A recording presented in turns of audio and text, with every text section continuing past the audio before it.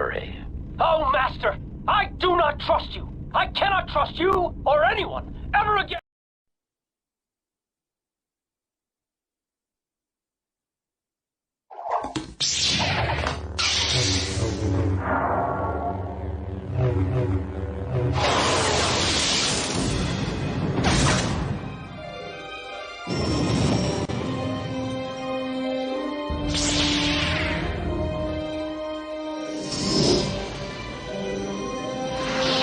This pathetic planet from the face of the galaxy.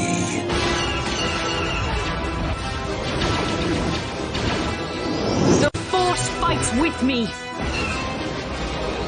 Get on those gun turrets!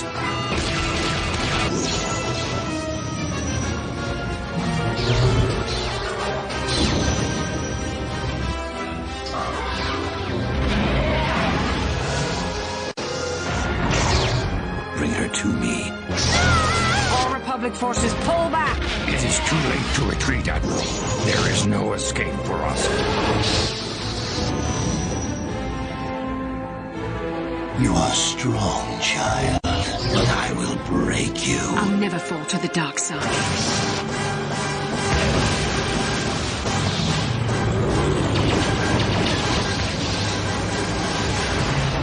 This is but a taste of the dark side.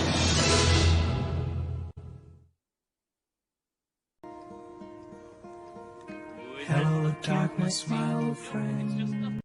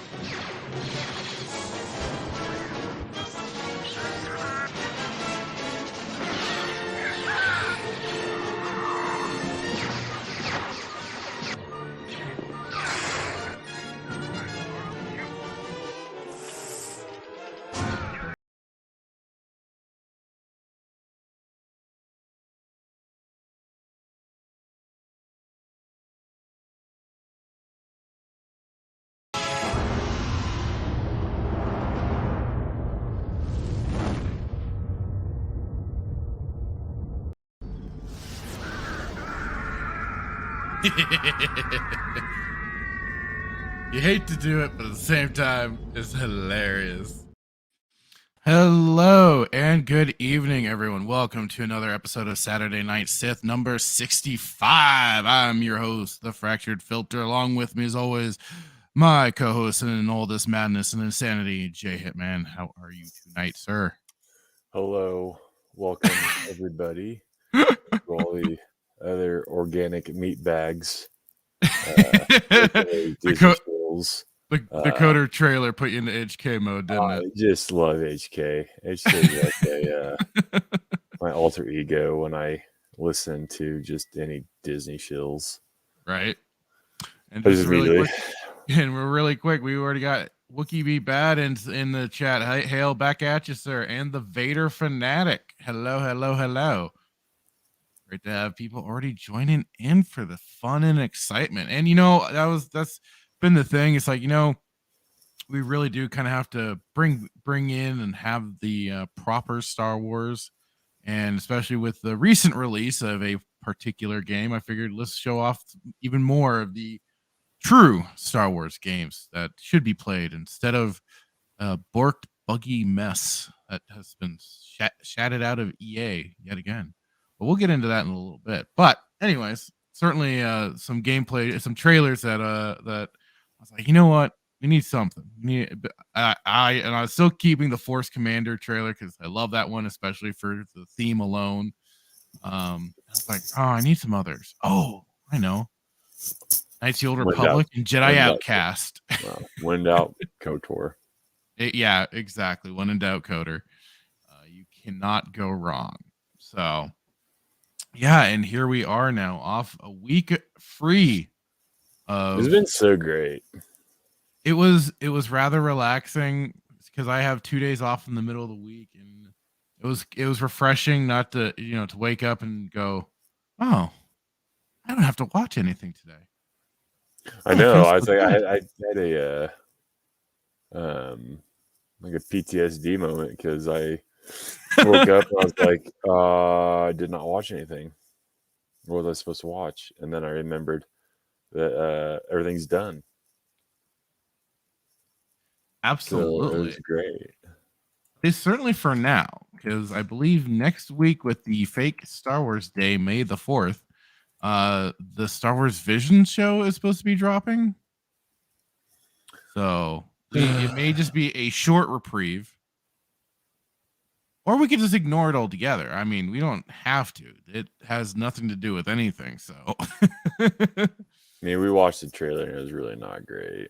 No, it really wasn't.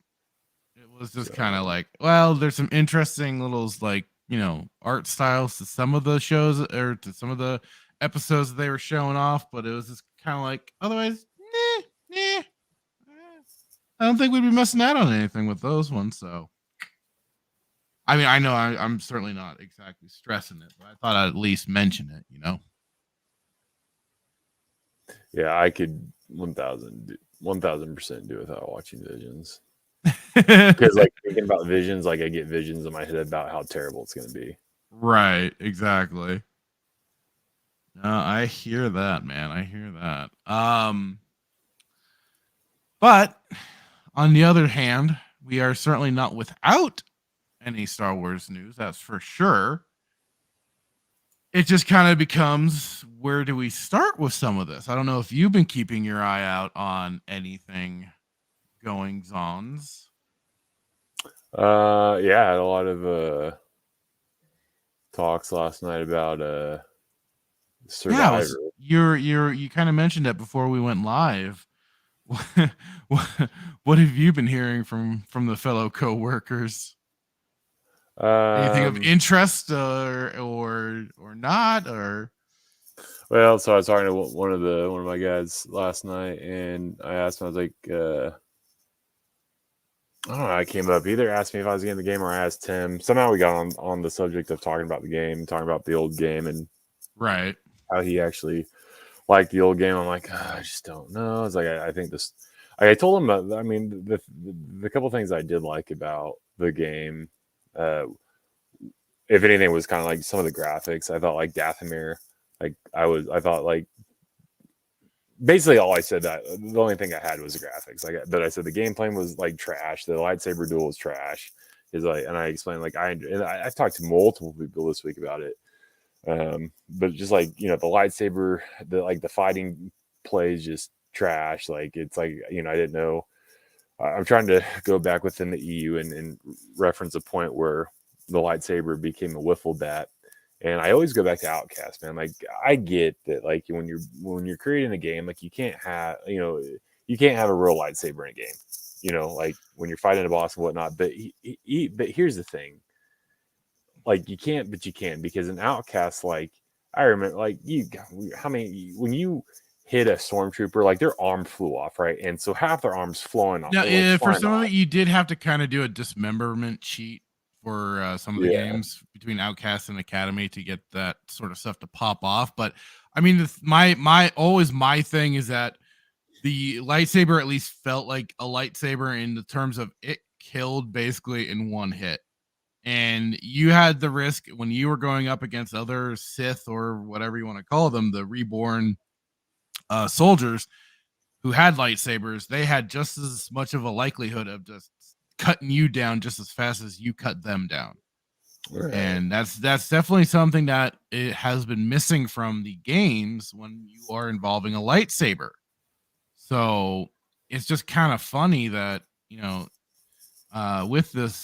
with the new games now, you would think that they would have the better opportunity to design them around that and still have, you can still have the certain challenging gameplays and saber deflects and stuff like that if you have regular blaster stormtroopers. And I mean, look at how Outcast and Academy handled it just fine. But it just seems like the developers or whomever just aren't taking that into consideration of like the way, I mean, okay, don't go to Bushido Blade, but even last I remember was the game For Honor by Ubisoft. Their sword play mechanics actually weren't bad and could be also just as dangerous and stuff like that. They even had, if I recall, some slight different stances and stuff you could take with the weaponry. Okay, just look at that and just kind of get some ideas and work around that idea, because if you're gonna include the lightsabers, you gotta make them dangerous. You can't make them these freaking Nerf bats that you just keep whacking on the enemy and you get no feedback other than, okay, health point down, health point down, health point down, okay, now they're dead. Right. No, for sure. So and so like one guy's like, I really enjoyed the story, I like the gameplay, I like the puzzle aspect of it, and we did like have a little bit of a conversation, because I do remember the planets he was referencing. And the other guy I talked to was like, like he didn't like the travel, the game travel. Like, there's no quick travel. Like, you had to go through every time you go into a planet, which I agree. Like, that was ridiculous. Every time you go to a planet, you have to watch a 5-minute scene or that never, I can say that never really bothered me so much. I think for me, and then one guy who I absolutely love, he's like, I've heard mixed reviews, and some people say it's trash and a few people say it's good, but like more people than not have said that it's just utter trash. And I've had other people say that, like, I'm not going to spend $80 on this game when I can wait. They said Jedi Survivor went on sale for $10 after like the first 6 months or something like that. Oh, Fallen Order. Mm-hmm. Yeah. But, I just, again, this is a perfect example of literally just racing to the finish line to pump something out instead of taking time. Well, and that's the funny thing, though, is that they pushed Jedi Survivor back to really, quote unquote, work on it some more. Yeah, they apparently pushed it back for extra work, but now, as it seems, that ain't the case. Well, I don't think there's anything you can do. Like, this game had no hope, right? Because this is my biased opinion. This game had no hope because of how bad the first one was, and it's just the first one was pretty well received. Okay, from I remember at least the seals or the of course, who else? Like, for sure, right? So that's what I'm saying. In my opinion, like, on our side of the fence, like, I think the story was trash. It was very subpar. It was very predictable. It was just it was also, as some would say, safe. It didn't take any chances with the story. It was just a very formulaic one that you didn't really, the saving grace of this game was literally the last level where Vader. I was about to say, it basically has a Rogue One moment where Rogue One and Kenobi Vader comes in at the end and actually is presented like Vader as a menacing threat that you cannot touch whatsoever. And he's just basically like, I mean, it's kind of funny. It's like they kind of turned him into Jason Voorhees, where he stalks around and is trying to kill you. I'm like, you should almost design a game around that idea of you just trying to get away from Vader. Yeah. But that was basically like the game's kind of highlight, because otherwise, and I've said this on our previous streams, has been, I didn't mind the kind of the Metroidvania style of backtracking and going to new areas that I'd be able to travel to since I unlocked certain skills. But as somebody had pointed out not too long ago, the planets in this did feel awfully empty at the end of the day, which is a bit of a detriment. Like, at first I didn't notice it, but that is certainly one person. 1 to 5 people live on Dathomir, apparently. I don't even remember seeing. I think in the game, I saw there's like no one else. No, I saw. I mean, the enemies you fight, but literally the guy that you Talon, Tar, whatever that guy is. something like that. That guy, and then there's another guy up on a ridge. And then it was, you know, I liked the ability to really kind of customize your lightsaber. But I mean, that's such a small thing at this point. Yeah, I mean, it's like, if that's the only good thing about the game, like, you have issues. And again, I bought the deluxe edition when it first came out. Like, when it first, I don't know if we had covered the show, or I don't know if we covered when it came out. No, we didn't. Talked about, yeah. So like, I hadn't, like, I didn't do my research. I basically risked it for a biscuit, because again, for me, the last Star Wars game prior to this was Rogue Squadron, which again was a trash game. The story was absolute trash. Like, I heard about that one. I did not go near it. No, and what pisses me off is, you know, from the reviews and what I had heard, it was supposedly a heavily Imperial influenced game. They pulled that one again. They pulled that one, and then how many missions do you think I flew were of the rebellion? All of them. Yeah, it was like it was on the same level of trashness as Battlefront.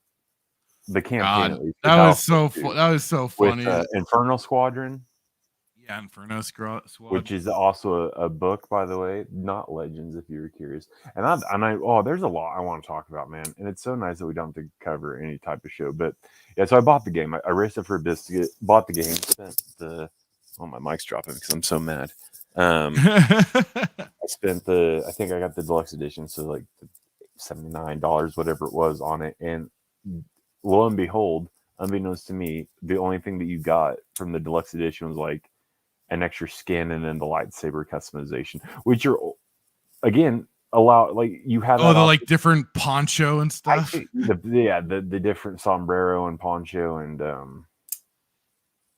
I think BB1, your droid, had a different like one extra skin. But like I got I think I had a orange and magenta. I basically had orange blade, and then I had Mace Windu's like purple magenta. Gotcha. And then you could, so I mean, I agree with you, the customization was cool, but again, if that's the selling point, if that's the highlight of your game, you need to basically like fire yourself. But again, so that was why I was so apt to do it, because, you know, Rogue Squadron was such a game that was hyped up that was utterly just trash.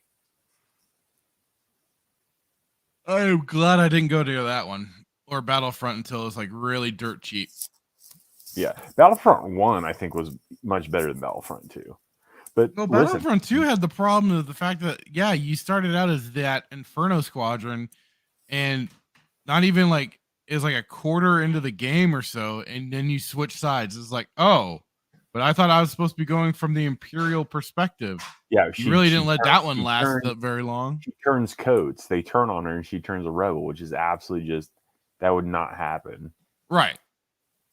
It was very Rampart-esque. Now that I think back on it. Yeah, kind of. So that's why I bought it. The story was just meh.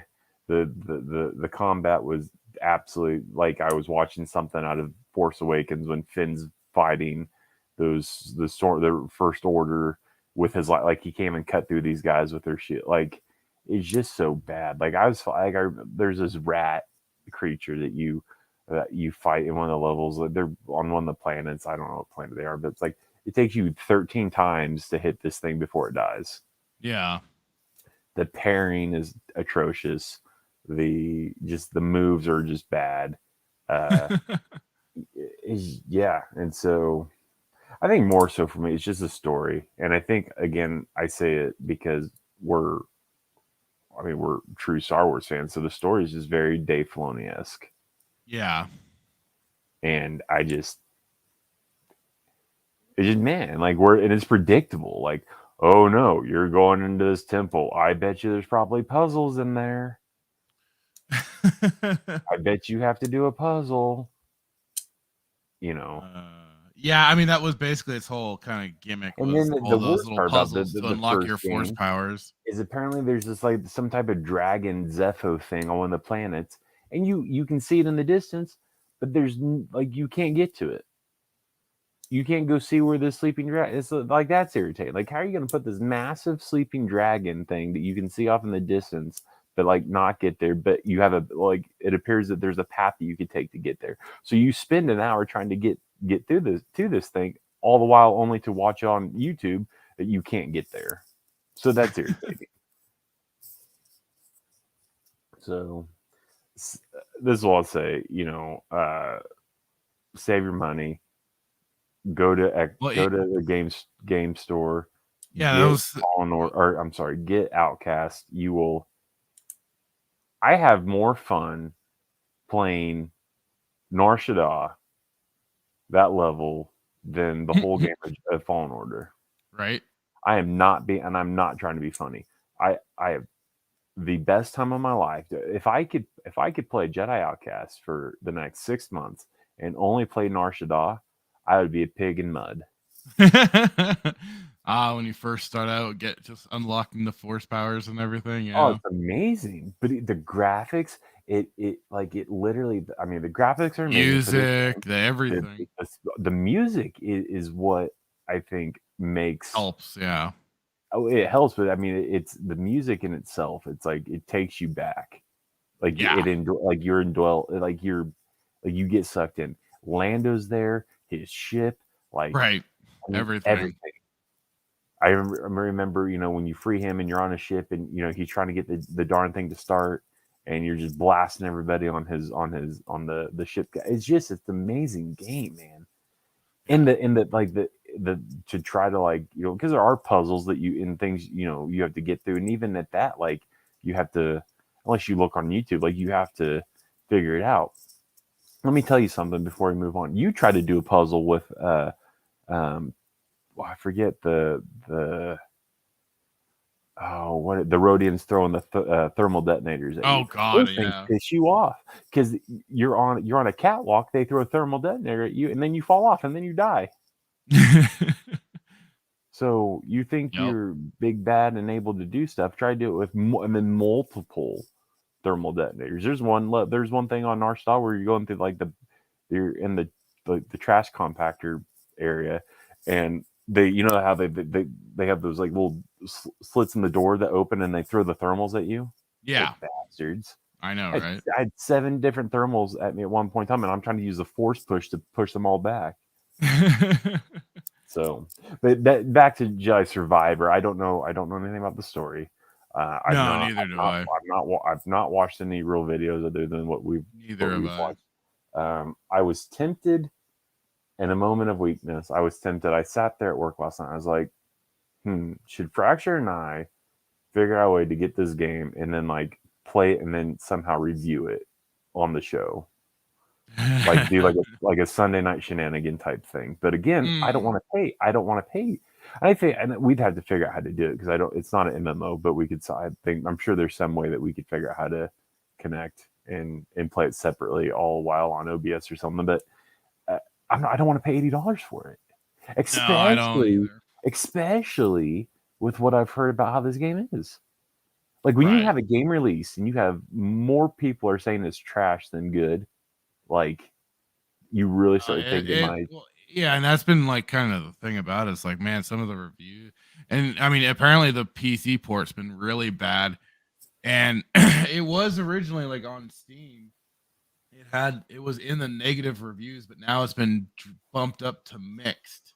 Yeah, I don't know if they've deleted a bunch of reviews or people have actually been changing their scores and stuff. But yeah, I mean, it was originally.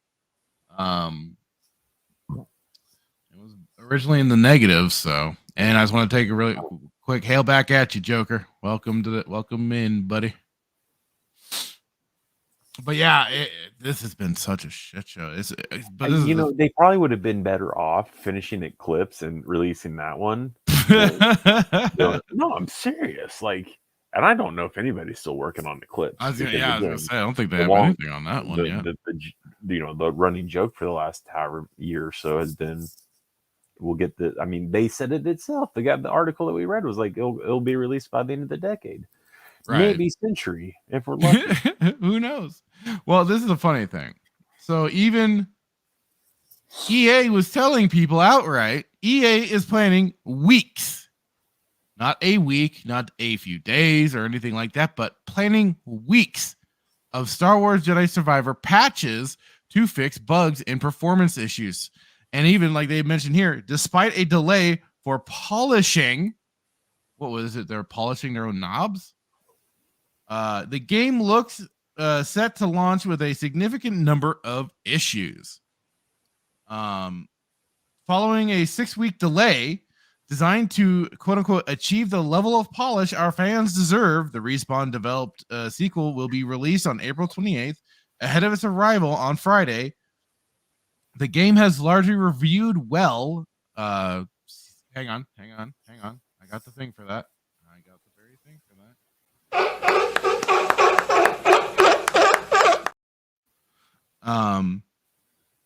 Garnering scores of 87 for Xbox Series X, 86 for PS5, 81 on PC on reviews aggregation site Metacritic, which again, if you want to, I mean, I'm not going to play the seal clapping again, but I mean, that's basically what you're going to be getting out of Metacritic. However, many critics also highlighted performance issues that marred their experience, and some suggested fans might be better waiting until these have been addressed before playing the game. When you are outwardly telling your player base, maybe hold off for a while, that's not good. You shouldn't be doing that. You should be hyping up your game, not potentially saying, nah. Bad news, guys. Not all it's cracked up to be. Shortly after reviews dropped on Wednesday, EA said the game's first patch will arrive on launch day for all platforms, which at this point isn't unexpected. A lot of games on their first day release, especially nowadays, sadly, because of the internet and stuff like that, there's always that day one patch now. Which, again, I shouldn't even be saying that, it's to be expected. We shouldn't be expecting. There shouldn't be a day one patch. It should just be called, here's your game, play, have fun. Mm-hmm. Instead, you have to wait for a patch to download and install. And that's, part of the problem with the always connectivity of PC and the consoles nowadays is that they have that freedom to do so, when back in the day, you bought the game and it was called, you have to, that's it. Or like with PC down the line, once the internet was in its early stages, they did kind of put out free patches that you could download and stuff like that if you went to their sites and everything. But I mean, otherwise it was called, like, I know for the Super Nintendo, stuff like that, bought the cartridge, that was it. Yeah. You didn't have updates. You didn't have this, that. Sega Genesis, same thing. You just got the cartridge, that was it. And in the weeks ahead, it's planning to release patches that will fix bugs, improve performance, and introduce more accessibility features. And from the EA Star Wars account on Twitter, Cal's newest journey in a galaxy far, far away has begun, and we're excited for you to experience it. Our first patch will arrive on launch day across all platforms. All platforms. So PC, Xbox, and PS5, fix bugs, improve performance, add more accessibility.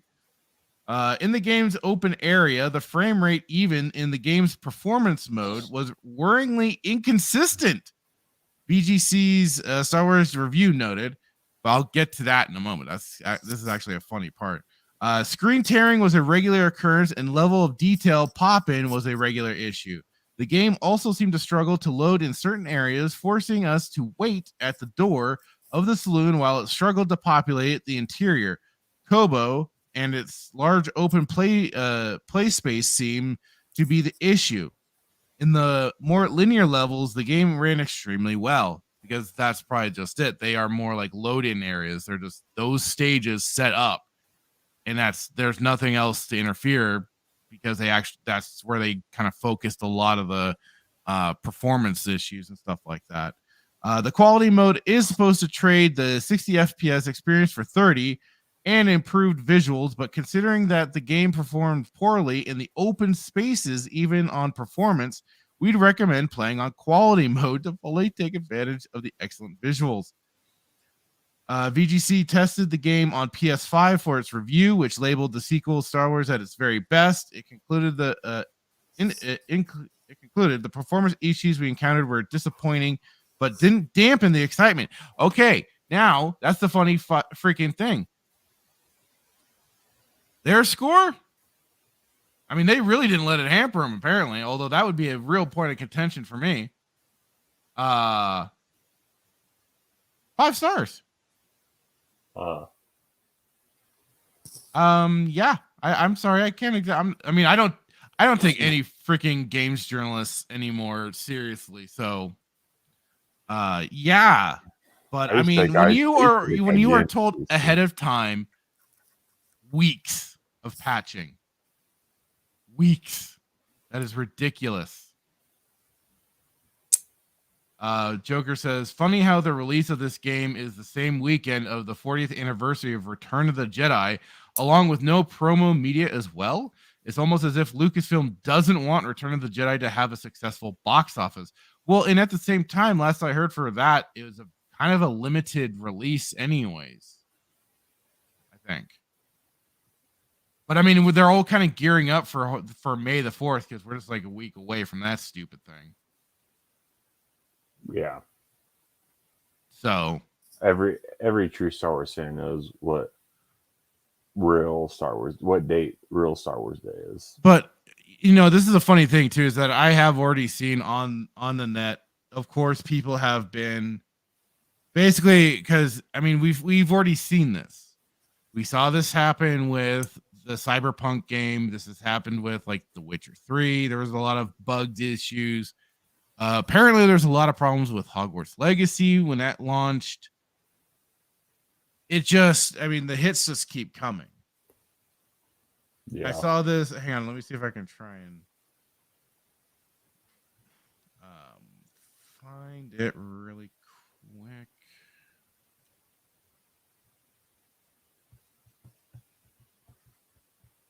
Post from Lethal Lightning. Pretty funny because it's kind of like this track record of all these games that were basically bust on day one. Basically every game other than Gears of War. Well, I mean, that was the or Diablo. Well, Diablo hasn't even come out yet. Well, yes, but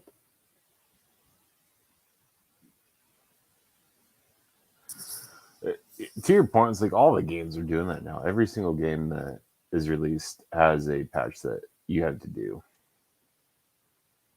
Yeah. And it's just ridiculous. Makes no sense. Like, no, it's gotten really ridiculous with especially how they've just been. Well, you have here's it. Like, why rush it?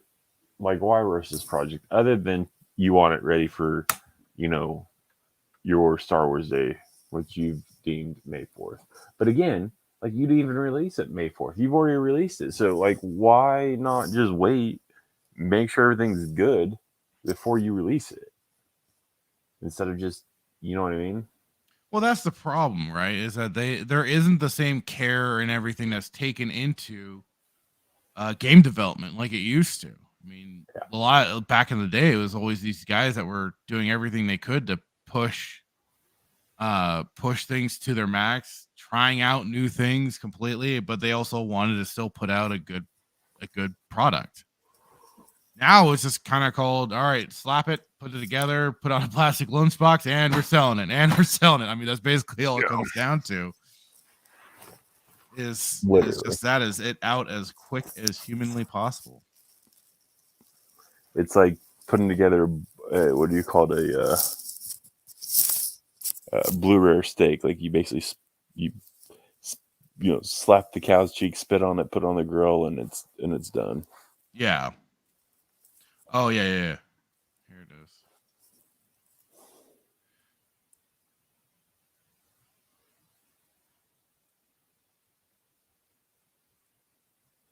All right. Yeah, Lethal Light and Red.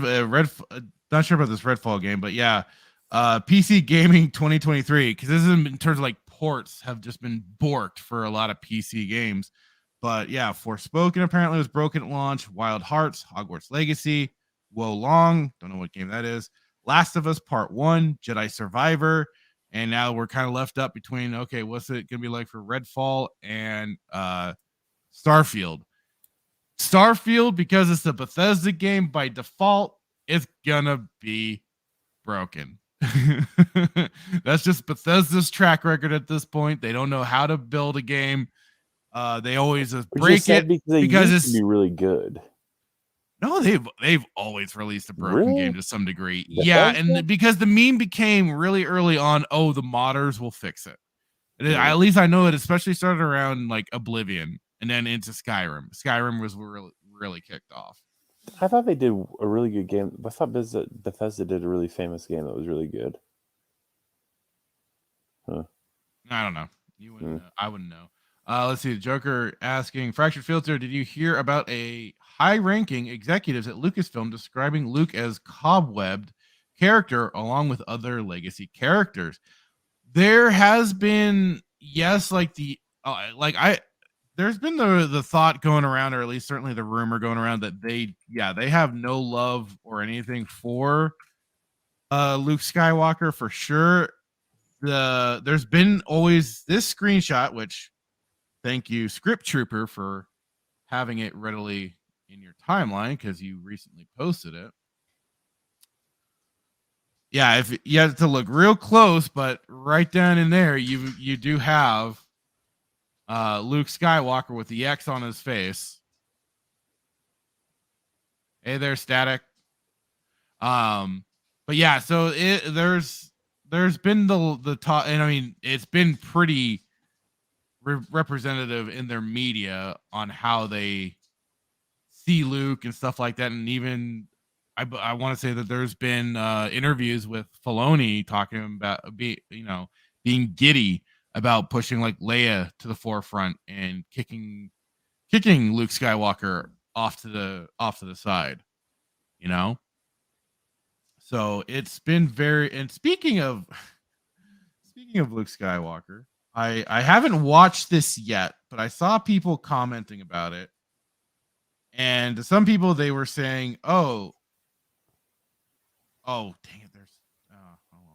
But it is still Jedi Survivor related. Let's see, where is it? Oh, here we go.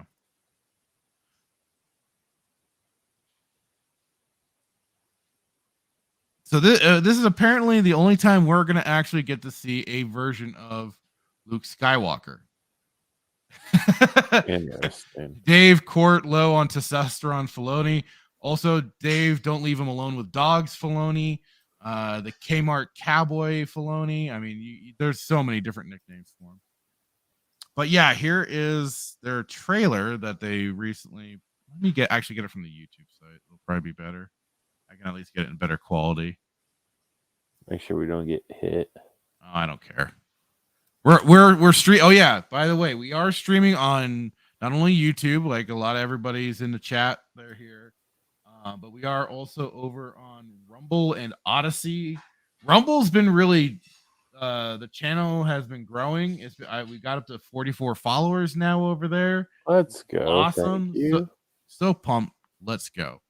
So yeah, that's been really cool. It's really just been pushed along, and I'm really just happy. leave YouTube and just go to Rumble. Well, I like to have that reach, but it'll possibly come to that point. Let's see here if I can get that. Oh, here we go.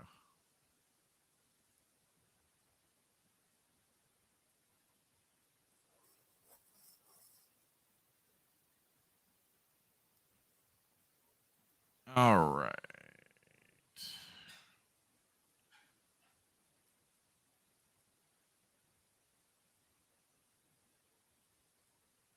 Can you hear it?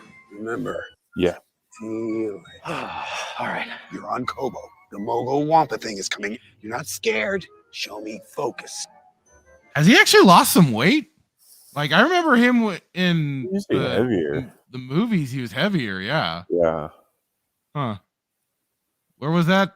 And you know what? Never mind. It doesn't matter because those movies are shit anyways. Good. You're not playing baseball. Right. You will take me to this. Okay, that just seems stupid. I mean, why would he even be doing that anyways? This is his second game doing this stuff. So why would he be readying it like a baseball bat? Who directed it? Huh? Who? Hold on, my computer went off.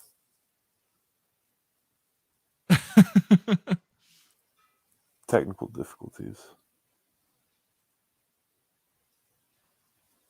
Static, that's what we all wish. But Hamill has sucked the teat. He's bent the knee. Are you back with us, Hitman? Yeah, I'm back. Okay.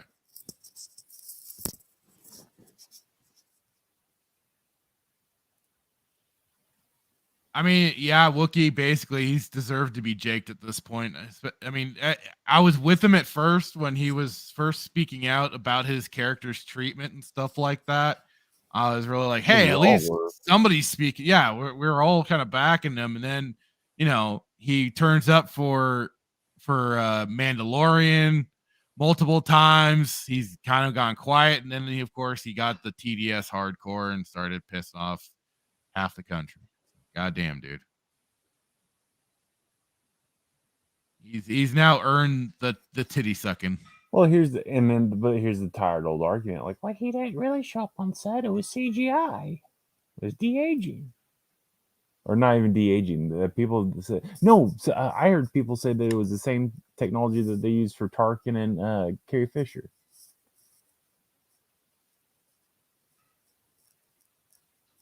Have a good one, Joker. I take it you are you still at the FNT thing? But otherwise, have fun and try not to lose your pants out there, dude. Stay safe.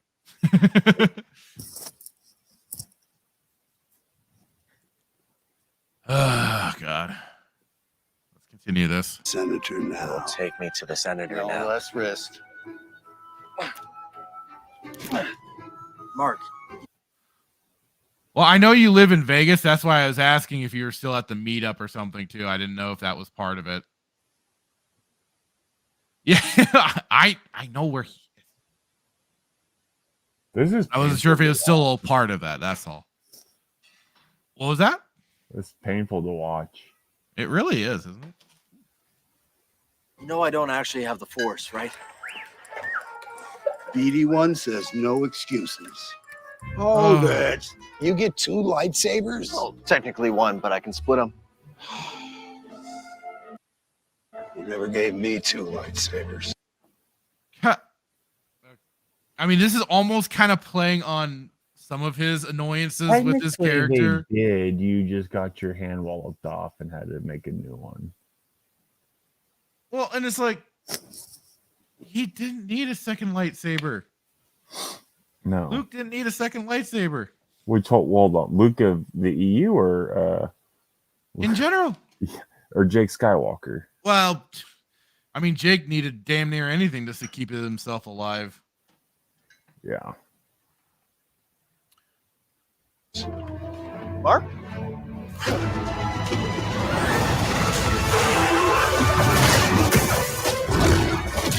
Duck. Okay, now use your Force powers to pull that sphere. I really don't need you to explain the Force to me. Oh, okay, that was cringy as shit. The most cringy. Which just kind of affirms like what we were saying, that like he's still within very much the circle of Disney. Oh, without, yeah. Like, maybe not. Maybe you can make the argument like, well, no, I stand by what I say, because again, if you were so irritated and hurt with, not even I guess hurt, but if you didn't believe what Disney was doing you know, in regards to, you know, just deconstructing Treatment your of character, character your and treatment stuff of your like character yeah. and whatnot, you would not come back to do anything with them. You'd be doing the opposite. You'd be going against the grain. Absolutely. And it's kind of the same thing. Well, it's not the same thing, but that's why I get so irritated with the whole Gina Carano thing, because like I don't even know. I gotta find that tweet. Can't find that tweet. But what Drunk 3PO said about that Gina would come back and reprise a role if Disney they asked her, if they asked her. Like, that's like a company fires you because you're a Christian, but then you come back and say later that, like, yeah, I'd actually go back and work for them if they asked me. Yeah, not if even they though apologize to me, not if they like just if they asked me, I'd come back. Right. Or like, I'm a conservative, a Republican, and my company fired me because of that. It. But I would go back and work for them. Like, you absolutely not. And we can't talk about this because every time I talk about it, like, I just get irritated because it's so asinine and ludicrous and nonsensical to sit there and say I would go work for a company that fired me because I agree with you know X, Y, and Z. So with Hamill, Jake Skywalker, like, yeah, to your point, he came out and I backed him, dude. And then this is part of the reason why I get so irritated too, because I backed him. I was like, you know, I sat here on this show all those episodes ago, and I said if there was anybody that could be a mouthpiece to everything that we kind of feel and actually be heard from a platform level, it's Hamill, right? Because Harrison didn't want anything to do with Star Wars. Unfortunately, Carrie Fisher, you know, no longer here. Billy D. Williams is bunked off doing who knows what with who knows who. You know, he's not in the picture. So, and again, I don't know if Billy D. Williams wanted to stay with Star Wars. If he wanted, you know, I don't know. Carrie died. You know, all Harrison, you know, was so, you know, wrapped up with Indiana Jones and anything that had nothing to do with Star Wars. We were left with Hamill. And I'm not going to sit here and say Hamill was the closest with Lucas. Like, I know they all had relationships. Yeah. But I think I'm sorry. But I think Mark had probably one of the most strongest out of the three, out of at least two. Because again, we know Harrison didn't want anything to do. Not that Harrison didn't want anything to do with Lucas. He just didn't want anything to do with his franchise. Yeah, he was not super big on it. No. Which is so crazy because, like, in my opinion, he's one of my favorite, right? So anyways, this is just proof and affirmation that, like, he did, like, he's bent the knee. You can sit there and you can argue against it. No, I'm full. No. I'm just saying. Yeah. And counter argue, like, bring a counter argument to it. Like, to do this, like, well, it's just a commercial. Jay Hitman, why are you so up in arms? Like, yeah, it's a commercial for a game that Disney is producing, or Disney, Lucasfilm, LucasArts, whatever is creating, and they gave it to him and destroyed his character. So any normal person, in my opinion, would be the furthest away from, you know, that company that deconstructed your character. I mean, you would think that you would hold to your own, principles on that, and It just shows that you have no backbone. Yeah, you have no backbone, and like I said, everybody needs a. Good thing he was playing on console. Yeah, it's like, well, everybody needs a payday, Jay. And I'm like, you know what? You're absolutely right. Everybody does need to get paid. This man, I would venture to guess. I haven't done any research. This is just my own gut feeling. I would venture to guess that this man has made more money doing Joker and Batman than he has Star Wars. Could be wrong. Maybe not.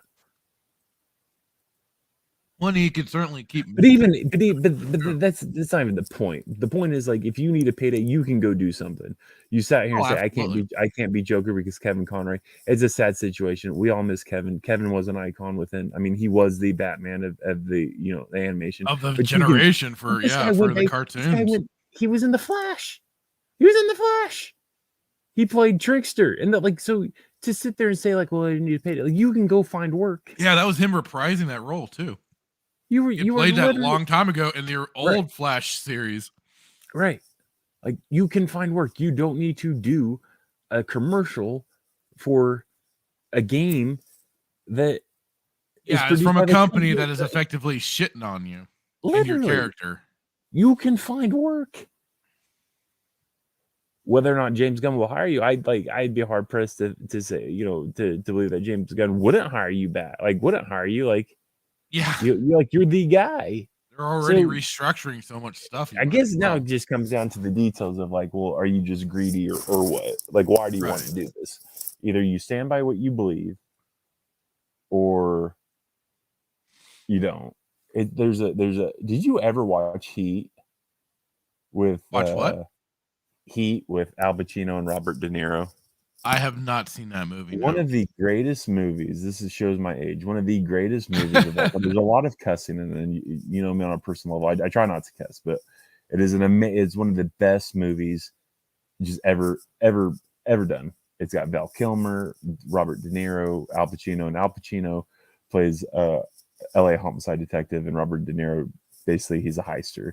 But there's a scene where Al Pacino, he says,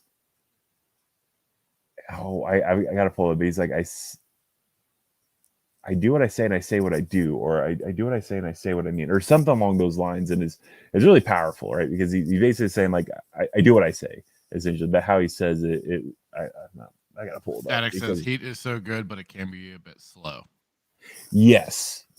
I mean, there's definitely parts of it, but it's just, I gotta look it up. I'm sorry, filibust for me, fractured, because I don't want to. This is such a great quote. I don't want to. Yeah. So, to add on and for a little bit more of the Jedi Survivor stuff, I had to laugh when I saw when Razor Fist brought this up, and part of what I said here is, wow, feels like there was an event where games were trying to call this sort of shit out. Dang, can't remember. Because as he found was, very familiar stuff here. Star Wars Jedi Fallen Order is the best Star Wars game I've played since Knights of the Old Republic. From another news article, Jedi Fallen Order is the best Star Wars game since Knights of the Old Republic. And what were they saying here from Inverse?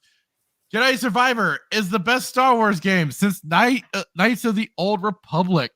Yes, they aren't even keeping up with their own old headlines and stuff like that. It's funny that Knights of the Old Republic is kind of the go-to default for, I'm guessing, just for the story end, because gameplay wise, the apples and oranges there, because it's very, very, very different. If you're trying to compare Jedi Survivor to like maybe Outcast or more appropriately Force Unleashed, yes, you'd have something there.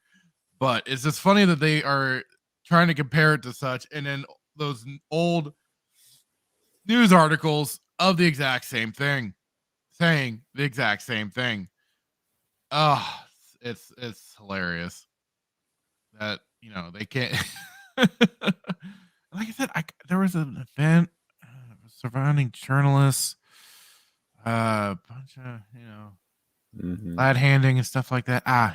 The name escapes me. Sadek saying, well, when the best Star Wars game ever is Coder, a shill has to shill. True enough. But I mean, I would say for like a storyline, yeah, Coder's Knights of the Old Republic is one of the tops. Gameplay wise, it does have the whole turn-based combat thing. It's a little stiff in that. I would say the advantage with it is that it allows to kind of, you get the back and forth animations for like sword play and everything, but it kind of does show its age over time. I'm still of the mindset Jedi Outcast and Academy.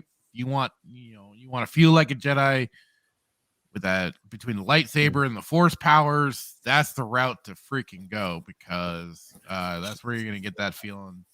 Because the lightsaber itself feels like a lightsaber. You are jumping around. You are getting to do the acrobatics. You get to load yourself up with some fun Force powers between lightning, Force choking, and stuff like that. Oh, it's great.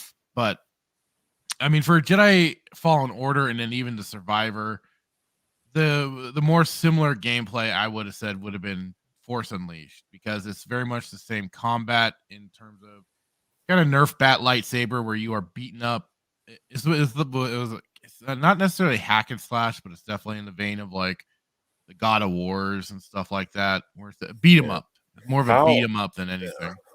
How if we play a clip from YouTube, are we at risk of getting striked for this? Not necessarily. It just depends. And then, like it is, if anything, I'll just have YouTube automatically cut it out. And then for anybody that's watching the replay, which for one, thank you very much.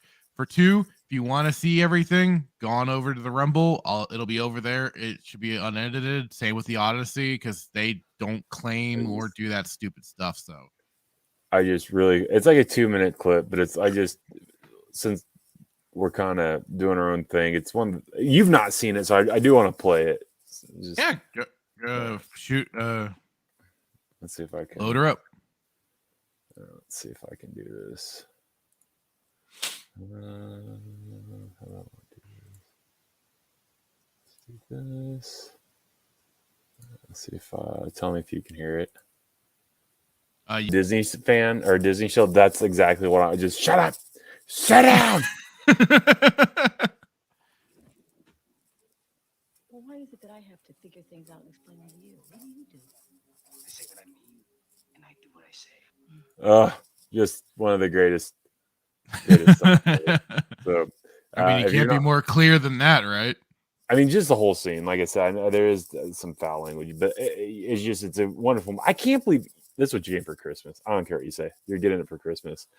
It's an amazing movie. There's movies I've been meaning. I still got to get through a lot of the Bond movies because I'd been going through a lot of them. I'm on some of the hold on. Are we talking? I was going to say, which one are we talking about? Sean Connery? Roger Moore? I Moore? went through all of Sean Connery's run. I went through the one movie the one guy did. I forgot his name now.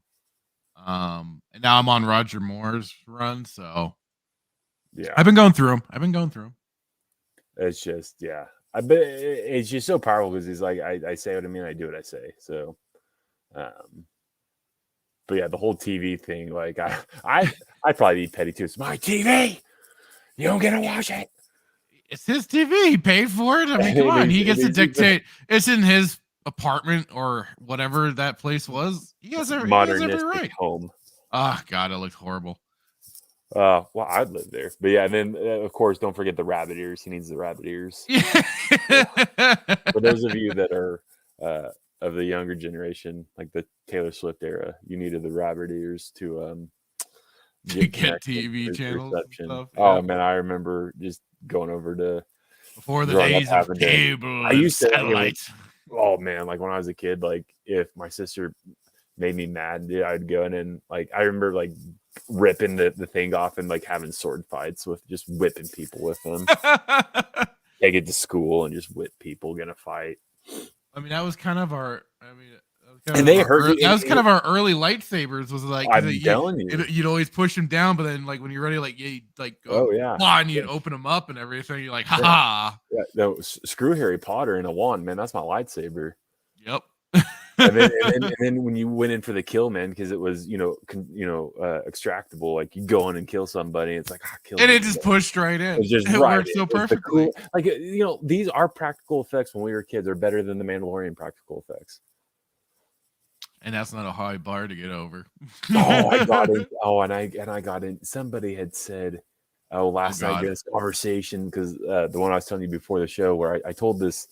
Hell, I'll just say there's someone at work who is a huge matcha fan and baby Grogu fan, and the night after, the day after the airing of the what I call the series finale, because I was really hoping it would be just done. I went up to her and I was like, hey, so did you watch the Trashalorian?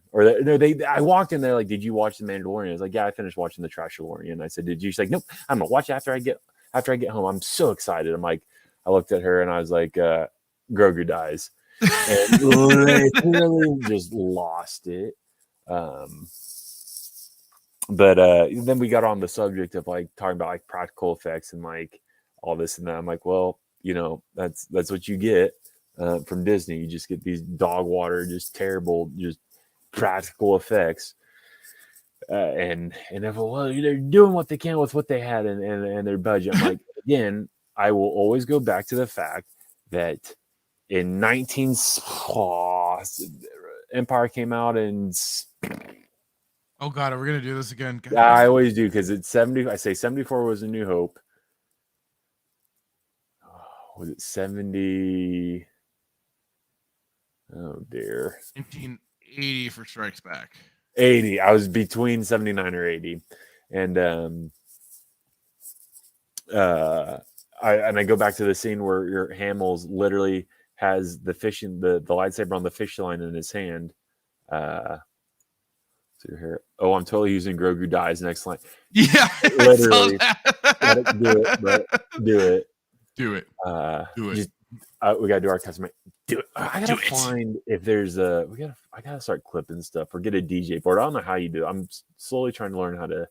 Yeah, I know. I've been stuff because, like, you know what's funny? I know going all over the place, but like when I game, like I'll go into a lobby and like if these people are like really really good, like after the game, they have to have some type of DJ board because they play all these different like and they're like, you know, like do it and all these different stuff. So they have to have some type of either on the computer or I don't know how they do it. Oh yeah, they either have like a soundboard or something. Yes. OBS, with OBS, you can kind of set up some things for sound effects and stuff like that. So it's just like I was looking. I think we were talking about like the board's like $1,000 or $1,500. Like they can get pricey. There's different there's all sorts of different things that you can do out there. But anyway, yeah. So they brought up the whole practical cool effect thing. I'm like, it's just the worst. And like, wow, they're really good. They literally had this pup. You could go down the toy aisle at a Walmart, get a baby Grogu, put fishing line on it, and literally throw it, and it would look probably better than what they did, or the exact same as what they did in the show. So, yeah, I don't have a lot really going for them right now. Like Mandalorian was terrible. When it ended, it literally reminded me of like a I Love Lucy episode with the closing out. I mean, basically, that's the way they played it out, right? Yeah, right.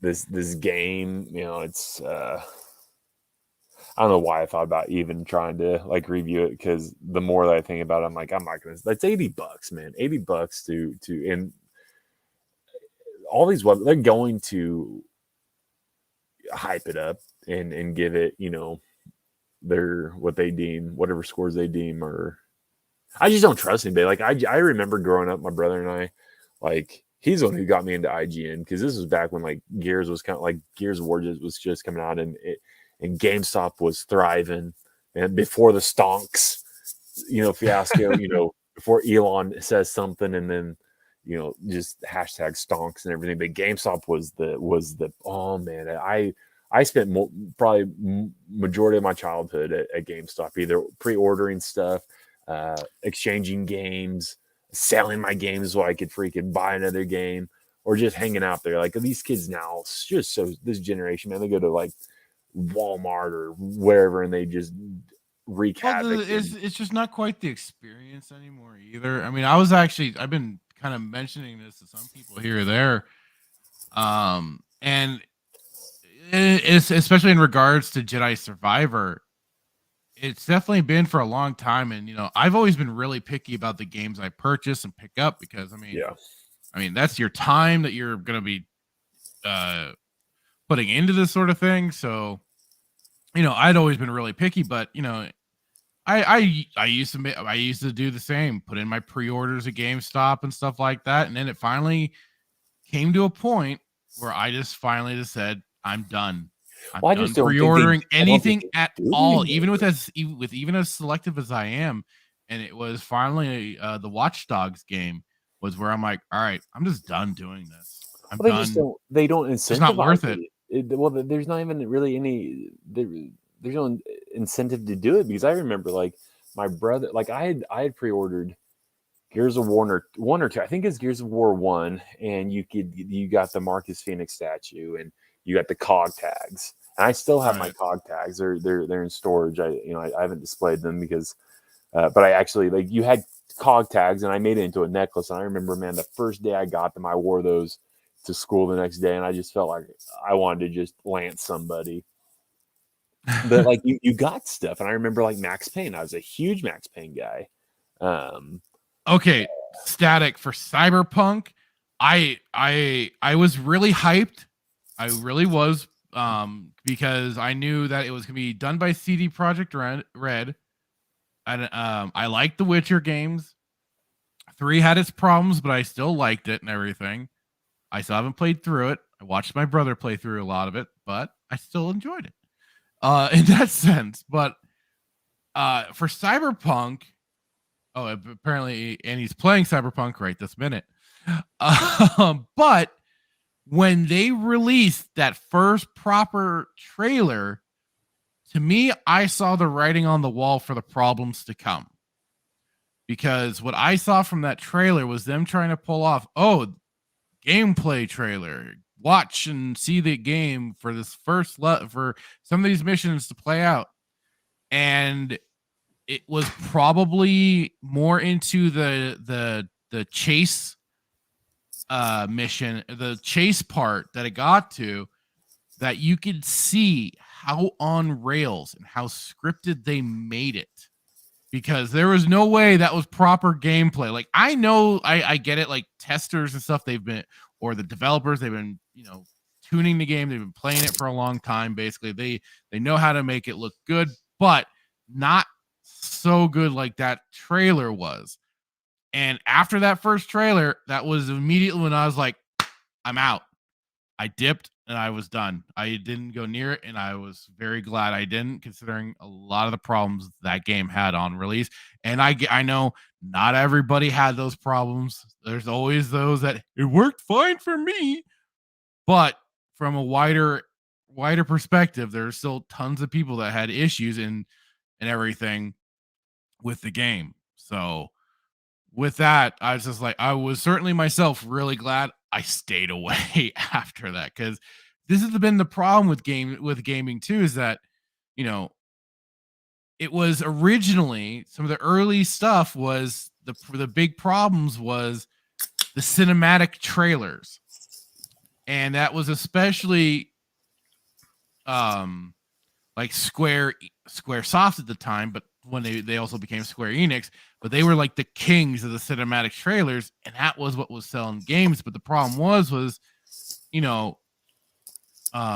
was a kind of a false sale on that one, because we were thinking, oh, look at that. I mean, Jesus, it looks fantastic. That's gonna be the game we're gonna get. And then the disappointment comes. And then they did start doing quote unquote gameplay trailers, but people like Ubisoft and stuff like that found real deceptive, creative, I guess you could say, ways of showing off their game. And then once the game came, you lost on like the visuals, a lot of the gameplay mechanics that they were first showing off in those. Yeah, there's a really great video. There's a really great video on YouTube out there. And I wish I had it offhand, but it basically like shows the trailers versus the final gameplay and what you actually get out of that.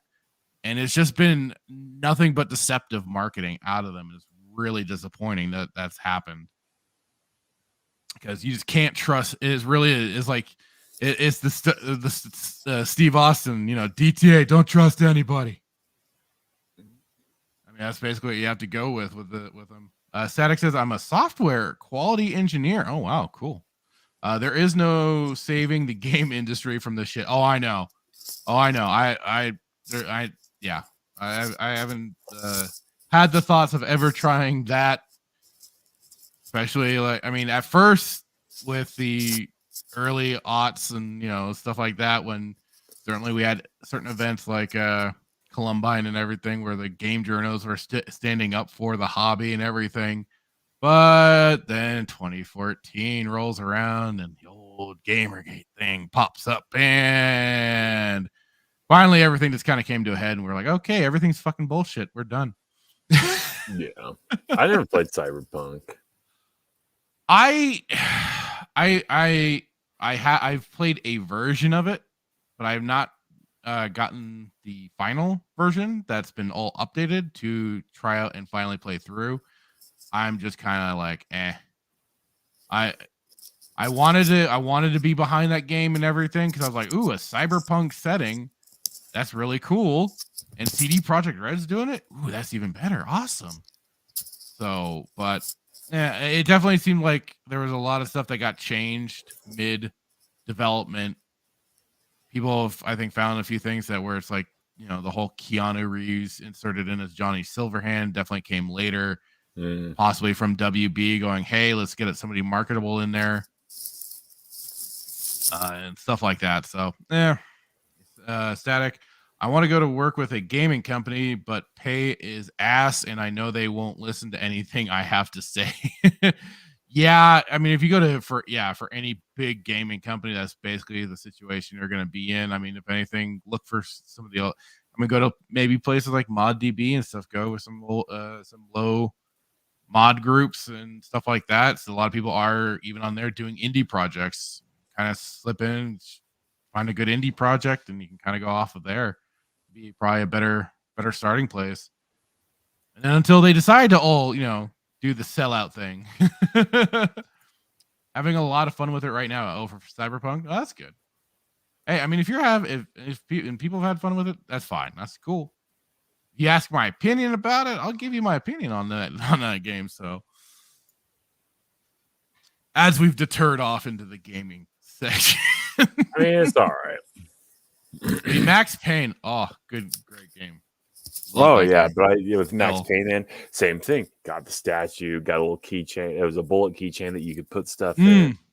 I got the infamous one. No, was it infamous 2? I forget which. One of the infamouses. I got the statuette of the main character too. Those were cool. Some of those were really cool. Oh, and I had gotten the Sutor Malgus statue when that came out, but sadly my old dog killed it. Or my cat did. I forget which. So Malgus unfortunately got destroyed. But the point, and so like where I was going with it is like there was GameStop incentive. I don't know if it was even really GameStop that was doing it. I think the gaming companies incentivized you to do it, but now everything's online, and sometimes the cards are more expensive than the game, right? And so everything wants to go digital. But like it was back when games were like there was an incentive to buy it. Like I was gonna buy Gears no matter what because of my brother, but I just remember I wanted that Marcus Phoenix statue, and he got a Lancer. Like, and he got one of the games he ordered. They sent him like a life-size Lancer. Nice. The the chainsaw Lancer. Yeah, the chainsaw Lancer.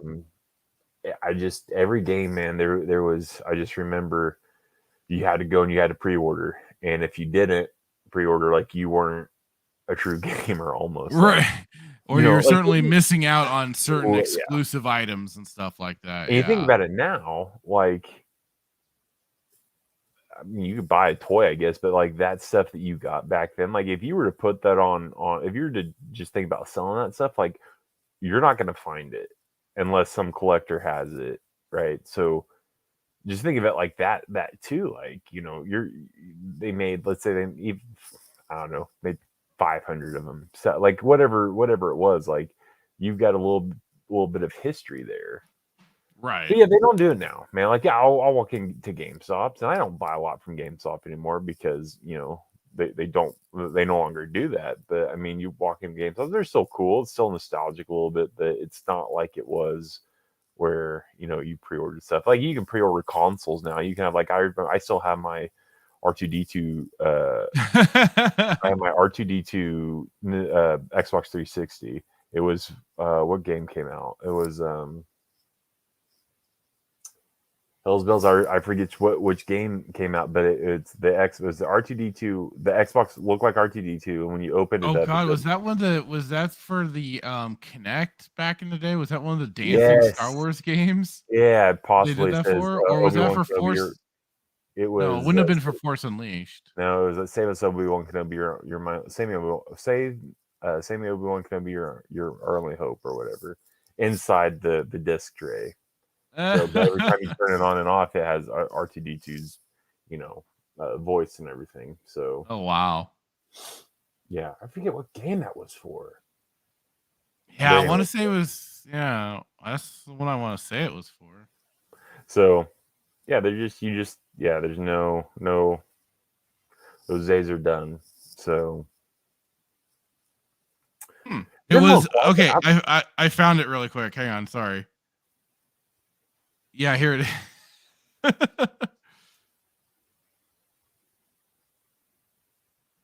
The Xbox 360 limited edition Kinect. It's the Kinect Star Wars bundle, and it has the gold controller, the R2D2, oh god, the 360. I still have my 360. Yeah. It's that's funny. Stores, but yeah. So, but outside the Survivor game, man, it seems a little. I've been off Twitter because I had to get a new phone. My phone broke, or Apple fried my phone, so I've been without social media for the last couple days. It's always good to get away from it for every now and then. So I've not seen anything on Twitter. I'm sure I've been tagged and stuff. I just haven't caught up on that. So I don't know. I guess I can't say, but I have not heard anything. It's just kind of nice also just to not be on Twitter. No, it's good to get away from that shit every now and then. Yeah, still Wikipedia still hasn't blocked me, waiting for it. They did add me and then block me, but no, it seems kind of quiet. I haven't heard a lot of people talk about Ahsoka or whatnot, so. No, it's been pretty quiet on that home front because I think there's waiting to gear up for the show to launch. Ahsoka, when does that start? When do we have to be ready for this? I'll look it up really quick. Kinect was a bomb. It was, that's the funny thing. Like the Kinect was an interesting tool. Yeah, it was a good concept. Like especially if you did combine it with like the VR headsets, that'd be kind of like your way of being able to maybe get some full motion controls. But it was still pretty flawed. It definitely needed some fine tuning. That's for sure. What got even worse was with the Xbox One when they wanted to use it as your freaking check-in system. Oh yeah. Man, that turned a lot of people away from Xbox that day. So it just says August 2023. No specific date, just August 2023. It was a failed attempt to compete with the Wii. Yeah, I mean, Sony had their basically Joy-Con not Joy-Con, the Wiimote rip-offs, but they had like the silly light balls at the end. Oh, I remember those. Yeah, they always wanted the connected device. Yeah, that I was on the fence with the PS4 and Xbox One, and that E3, man, that made me turn the tide and be like, all right, I'm going PlayStation. Fuck you. I tell you what, Sony was like, we are not doing any of that. The one I bought one PlayStation in my whole life, and it was a PlayStation 4, and it was, I think I've told the story, it was because of Destiny, the game.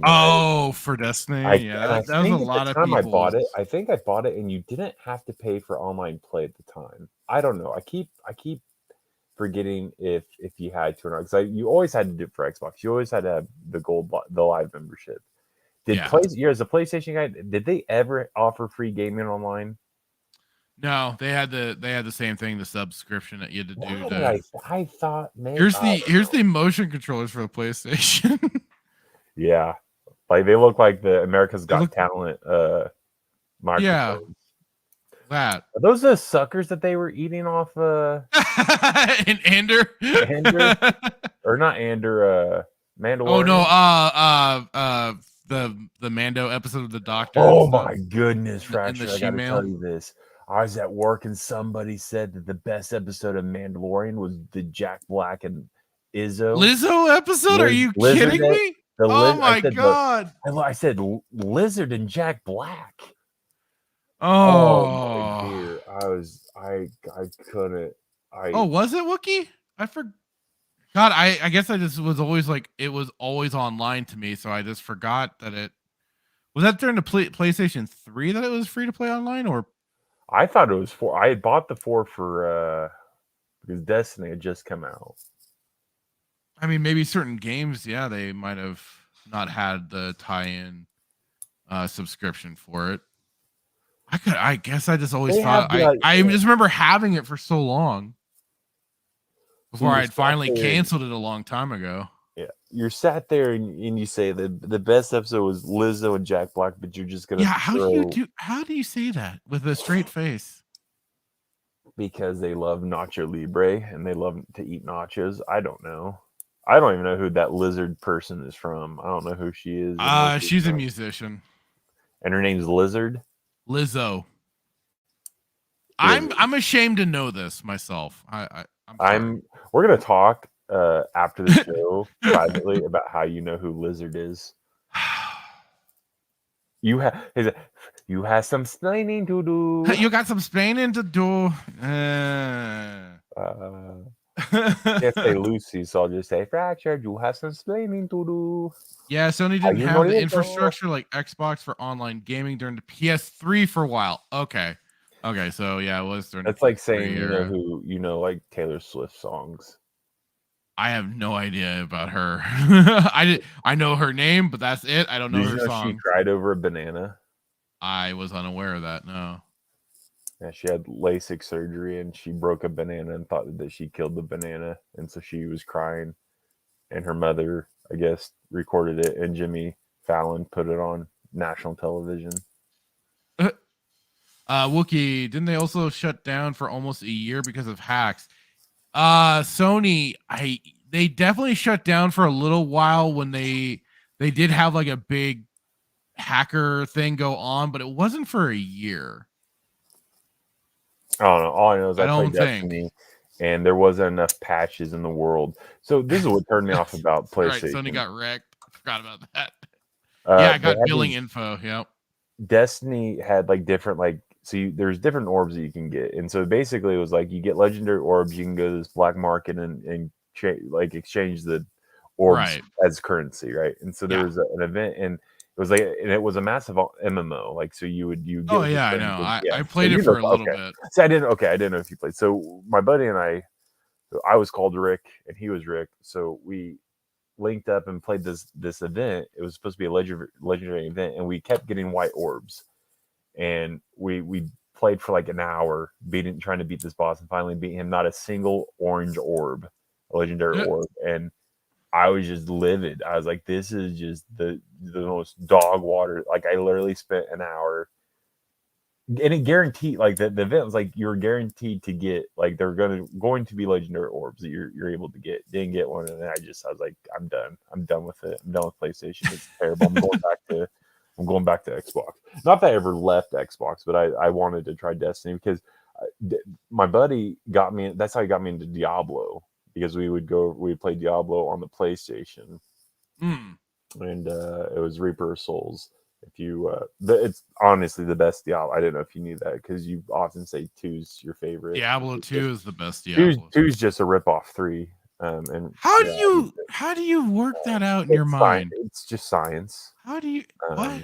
It's science. You are a very special child, you know. But yeah, so Gears of War never had these issues. Never had any patching issues. Never had any issues. Are you sure, or are you just remembering through nostalgia glasses? No, they never had any issues. Amazing game. 10 out of 10 all the way through. Yeah, every time. Hey, down in front. Who played? It was like some Dan. Oh, who played the voice actor for Marcus Phoenix? It was some big Italian guy. But there's a compilation on YouTube where he just goes through all of Marcus Phoenix's quotes, and it's quite. I mean, I guess it's quite nostalgic. You just go back and you play the game, and it's like, yeah, revive me. When I get in arguments with Disney shills, and like I'm getting like just beat up because they're all a bunch of hyenas, like that's what I say. You'll come to I'm like, revive me, and then like you're nowhere, and then I have to tell you about it the next day because you weren't there to save me or help me out. The conversation with that team member that thought Mandalore wasn't a planet. Hey, I'm sorry, man. These people what can I say? They just sneak in and they find you. They find you alone, and they didn't think Mandalore was a title held; that it was a planet. Right. And in their small pea brain mind, they thought that Bo-Katan was Mandalore because she had the dark saber. I kid you not; these are conversations that actually legit happen. It's quite like you can't make it up. Mandalore's not it's not a person. It's a planet. No, it's a person, and it's a title. It's not even it's a title held. You can become Mandalore, and Boba Fett was indeed Mandalore. That's how. Oh God, I remember that Christmas time, like 9 years ago.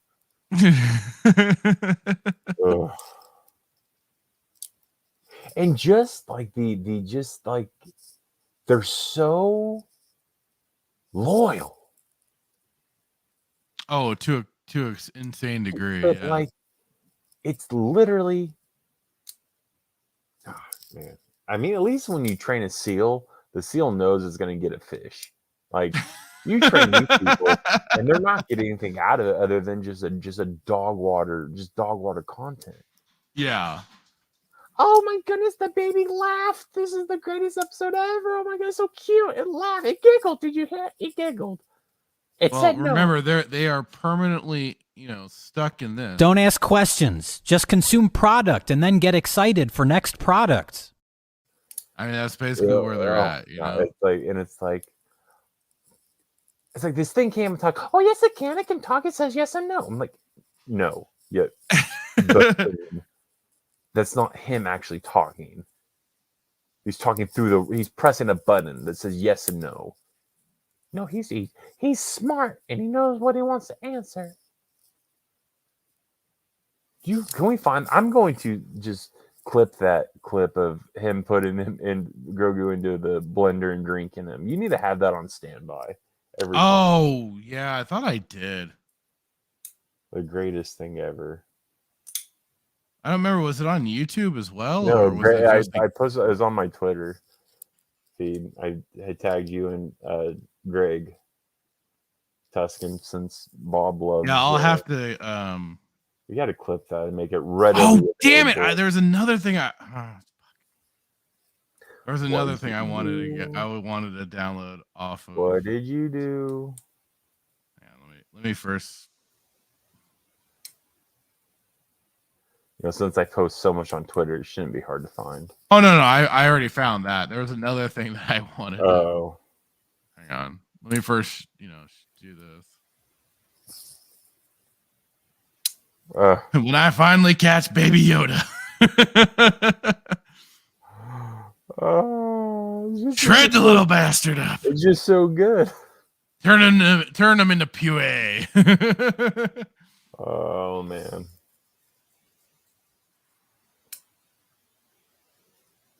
No, there's been some hilarious stuff popping up here and there, though.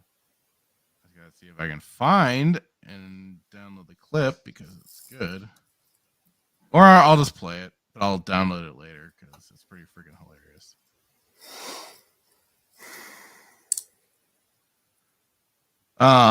But in the meantime, while I'm multitasking here, I just had it up on my screen. There we go. Got it again. So, speaking of Boba Fett, speaking of Mandalore, Temuera Morrison had some things to say. Now, one part of it may be kind of him goofing a little bit, but, like they say, there is sometimes truth behind jokes and stuff like that. So OG Star Wars had this. Temuera spoke of what we've seen on the spacing notice on how he was cut out of his own show, saying, I was supposed to be in The Mandalorian season 3, but nobody rang me. I was waiting for the phone call in New Zealand, waiting and wanting to give up. Well, that Mando guy stole a few chapters of my book.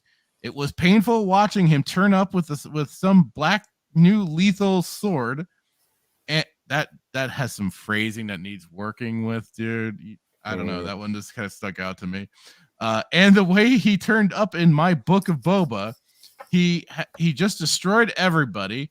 I'm sure this guy is ruining my show, but I couldn't say anything. I'm not the writer, so I have to bear it, I guess. I think there is a few changes going on. We also come under the big umbrella known as Disney now too. So it's one of the many previous few conversations we had in LA. The dialogue began like, oh, look, we're having a few changes. We're having a few cutbacks. And while you hear that on the different finish of the road, it's no good attempting to barter any more cash that's for positive. So we'll see what occurs. Sounds like he's serious. There's parts of it like the kind of like that Mando guy stole a few chapters. I think he might be kind of joking in there, but he did though. But he said it. He still said it though. So there's still, and it's true. No, I mean he can't. Yeah, there's the 2 chapters dedicated to Mando, 2 or 3, something like that. And it's because they have writers like Joby Harold that wrote Book of Boba, and it was a complete bust because was that Book of Boba, or are you talking about Kenobi? Well, I'm just saying they have writers on the same level as Joby Harold. Oh, right. Yeah. And it was a complete bust. Well, and their sole focus was to deconstruct Boba. That's what they were doing. They were deconstructing Boba to set up Finnick, or at the time we thought Finnick, but I mean, really now, like it's going to be Botox Karen will be the new man, the new Mandalore. Well, yeah, she's basically the new Mandalore now. But so I mean, we talked during Book of Boba Fett, I think it was when it was going, we talked about this, that Temuera Morrison in an interview was saying how he was trying to ring up also he's talking Jon Favreau. He was trying to get Jon Favreau to help get his character to be more like the proper Boba Fett, and was kind of expressing to him. I mean, I'm sure Hamill probably can relate to this, but he was trying to express, hey, can we do this? Can we do that? Was down in Arizona for something at the time. It was so they were filming wherever they were filming. Well, Favreau, I think, was in Florida at the time. Florida, or Arizona. He was down south somewhere, but he was trying to get some changes for Boba Fett to be more like Boba Fett. And what was it? It's like basically the equivalent of just do your lines and do the show. That's all that's what we're asking you to do. It was basically effectively. He pulled a Dwayne the Rock Johnson. He's like, know your role and shut your mouth, jabroni. Basically. So that's why questions. Right. But I mean, that's definitely where even though he says these things, you can see that there's probably some truth behind it, considering some of that previous interview and everything. I think he's being serious, and I think he's seeing the writing on the wall. I think, he was excited to come back and reprise the role of Boba because he thought it's actually going to be something. Yeah. And through it, he is seeing that, like, the kind of like the lady that has all the calculus equations, and she's starting to think and see the writing on the wall. It's like, okay, well, they brought me back for this show, but this show isn't going the way that I thought it was going to go. And it was really bad. And I'm not the Boba that I probably should be. Not a play on Anakin. I'm not the Jedi I'm supposed to be. Right. So I'm not the Boba that I probably should be. And then they had to bring in Mando into my show, and it's the Book of Boba, not Book of Mando. And so I think he's probably honestly serious. I mean, you could probably make the argument that he's probably not, or he's joking, but I think he is. I think he. I'm always willing to leave a little open, I don't know, room for interpretation or whatever. It does suck though to think. Think about it. You were the Boba 20 years ago in Attack of the Clones, and they bring you back, and you come. And like I said, maybe just maybe the reason they come back is because they are excited, like Ian and Hayden. Maybe they did come back because there was a part of them that wanted to work together. That's fine. But here's the caveat: you come back and you see, because you have the script, you read the script, unless acting has changed and they don't give you the script, or they only give you a week by week script. It used to be where they give you the whole dang thing, Right. And you read everything. But maybe, just maybe, I don't know. The point I'm trying to make is, you want to come back to reprise the role because you love the role, right? You love the character. But when you start seeing where they're going, that's when you make the decision to be like, I'm not going to be a part of this because I don't believe in the direction you're going, and this isn't the character that George established. That, like, if Temuera had done that, 100%. If Hayden and Ian had done that, 100%, I'd still back you. But I think, again, like, the whole saying, oh, there's a way that people describe Hollywood is like, if you go against them, you'll never work another day in your life. Right.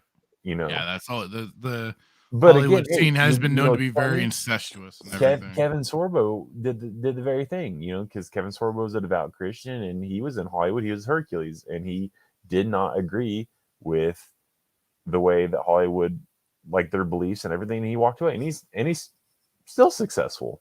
So, like, he's still got projects going on and everything. So I don't know.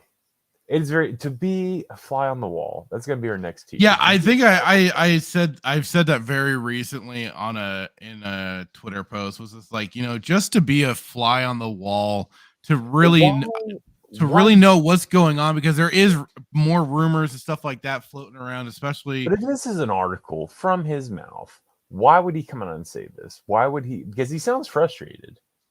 Yeah, without a doubt. Do you think that they give you the whole script? And this may not mean anything.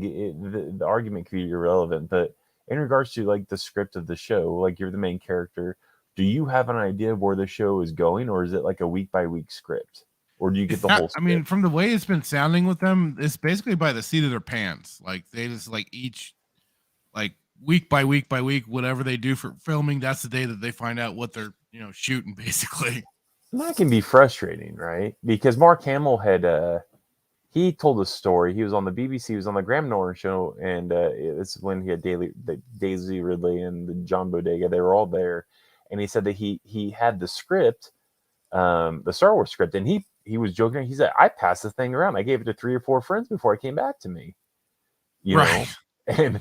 And so I don't know if this is true, and the dude did get screwed. I mean, he did get screwed, but if he didn't know how bad he was going to get screwed because of that, like, you have to go a week by week, like, and then, like, I can see it, but you're a little late to the show, bud. Like, you're a little late to coming on and writing this article. You probably I don't know. But again, maybe it fell on deaf ears because he did reach out. I mean, we did the article. He did try to reach out to Favreau, and Favreau was nowhere to be found, which is interesting because it continues to make you wonder, like, how long has Favreau been planning to leave? Yeah. Is he just trying to wrap up and well, I mean, and he supposedly he's got season 4 written up, so I don't know. There's a lot of, like, it may be's, what ifs, and stuff like that. So, also to think, like, Kathleen Kennedy, I don't see her losing. Like, Favreau, like, despite how you might think, like, the dude, is an asset to them in their own mind, right? So to let him walk would be, because the rumor is he's going to finish his contract with Marvel, and he's going to go work for his buddy James Gunn at DC. Is the rumor? That's some of people's thoughts. Yeah, well, that makes sense. You work with James Gunn, is obviously Marvel. You've worked with him, So I don't know, but what he's saying is it's not off base. Like, it did become the book of. I mean, I say the book of Mando in jest, but it's also very, very true. It did become the book of Mando because the writing was terrible. Yeah. Or it's either it was terrible, which it was, or the intention was to just destroy Boba, or go about in a way that would take the focus less off Boba and put it more on Mando, because that's your what you want to bank as your next bread and butter. which is then turned in further into forces female feminism. Right. We're going to have Botox Karen become, the next Boba. Which is certainly And what it's then- looking and to then- shape and up. then Because Mando now it's bending the knee. anybody can be the Mandalorian. Anybody can be the Mandalorian Well, now. sure, but it's more so, the pushing that agenda of like, I'm going to bend the knee to this, to her, because what she says is, everything. So it's like, we're going to apologize for, I'm not going to get into it, but you know what I'm trying to say. Yeah. And it's just ridiculous. It's like, and it's not even about that. It's not even about like making right for years of, women not having rights. Or I mean, this is. Oh no, that's this just is- it's. No, but all it is a nonsense. story about it. This has nothing to do with male or female. It's the fact that Boba was. This is what they do. They take Star Wars. They use it as a vessel to push their ideology and their agenda, and it's stupid, absolutely stupid. Well, and what's funny is like there's already been plenty of characters that have like either walked equally with Boba and stuff like that, or yeah, it's Marjade. I will always go back to Marjade. It's like, well, there's not been a lot of females in Star Wars that have been women of power. Like Marjade, are you kidding me? Let's talk about Marjade. I will talk about Marjade all day. Let's talk about Marjade. right. Please. Happy to. Let's talk about where she came, like who her character is, what she did, where she ended up, and just everything. You want to talk about, female characters, Janor's Another good one. Basil right? Sean, Satele Sean, Satele Sean, Mission Vow. There's you look, and again, I'm just an EU Padawan like you, but I'm sure if we delve into hell's bells, even the freaking Zana, even Malgus's Twilight lover at in some capacity, had the spotlight and was powerful in a sense. Yeah, and physically to a certain degree. So it's like there have probably been, I mean, even the Sith that we were talking about last year with Wookiee be bad. So there's no shortness of powerful females within Star Wars, but they want to make it seem like there hasn't been. Right. And I think at the core, that's what it's about. Well, yeah, it's been the whole rewriting of history and stuff like that for even within Star Wars. Maybe it's not. Maybe I'm wrong. Maybe I'm reaching. Right? Could be. I've done it before on the show, but this goes from Book of Boba, and then we had Mandalorian, and even at the beginning of Mandalorian, it was just this weird like father-son thing, and then we bring in I don't know, man. It's like all roads lead to the sequels or back to the sequels, but it's like Mando, but let's bring it's basically where their focus is at. Let's tie Book of Boba, Mando, Rebels that wasn't live action, and Clone. Let's tie all this. It wasn't even really Clone Wars time. There wasn't really any tying Clone Wars into it. It's really just Mando, Rebels. Because Bo-Katan, I don't remember Bo-Katan being in was she in Clone Wars? Yeah, she was in the Clone Wars. She? See, I didn't watch that season then, but she was in. Yeah, she was in the Clone Wars. Okay, and like tying all together. But it's just even how they went about, like the whole role of it was like you both were down there with the Mrs. Sword. Now the argument can be made, well, he was unconscious, so he didn't see it, but regardless of the fact that he didn't see it or not, it comes down to the fact that he needed to grab water in a vial because you weren't going to believe him that he had bathed in the water. Right. But you're going to take her word that she saw the mythosaur. You're going to take her word as law of the land in regards to her seeing the mythosaur, but she doesn't need any evidence. So he needs evidence because he's a male, right? And he's a shyster. And he's oppressed women for hundreds of years. But you're going to believe the woman that was with the male in the same water, but has no evidence that she saw the mythosaur. So as well, what? Right. Like what? Don't ask questions. It's just stupid. Like again, bring a female. I don't have an issue with that. Like clearly I don't. Mara Jade's one of my probably all-time favorite female characters within EU. No, it's just a weak argument that tries to get brought up because It's look at the three main casts of Star Wars trilogy: Han, Luke, and Leia. Leia. And if you even go further into EU lore and Leia's character, she was very prominent. And absolutely. So it's just the tired old argument of like, oh well, we've oppressed women for blah blah blah. We need a new female character, blah blah. Like, make a female character fine. I don't care.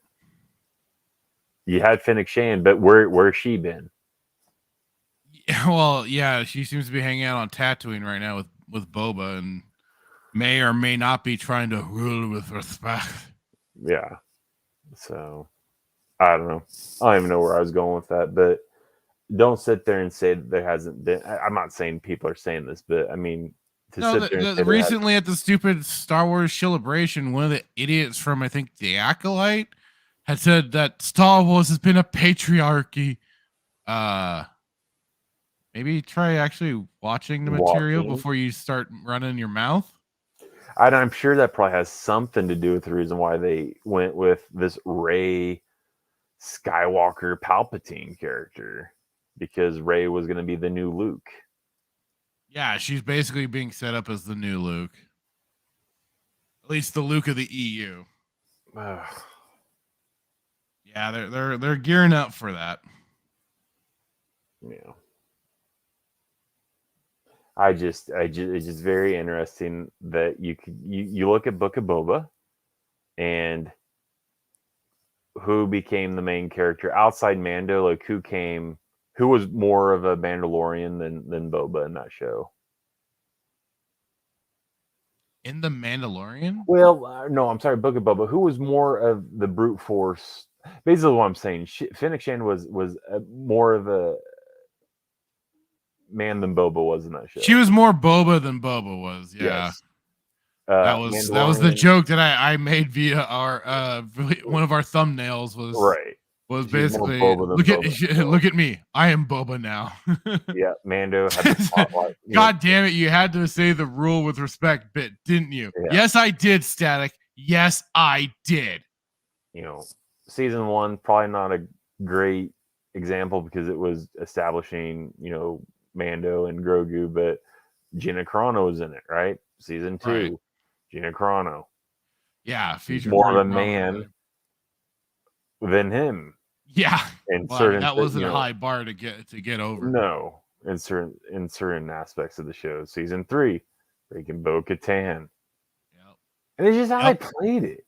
Like you literally, like you've been shooting yourself in the foot. But what put the nail in the coffin is that scene where you made him grab water and put in a vial to believe him, but the woman gets just say whatever she wants, and you're going to take her at face value and not question it. Like that's just asinine writing. The audacity. No, it was, and then because she has walked both paths, she gets to take off her helmet. Well, the rest of you have to keep your helmets on if you want to still be considered. Walking both paths. The path started with keeping your helmets on, and then she defected, and then she was walking back.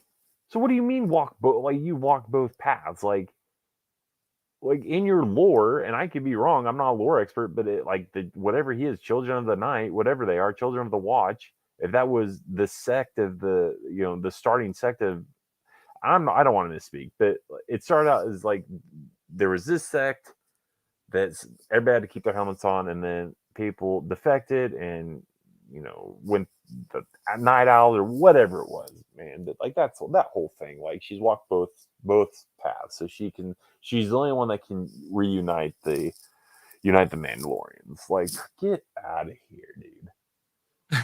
Go suck a fart. That's the dumbest thing I've ever heard. And then the armor just basically just cowering to her.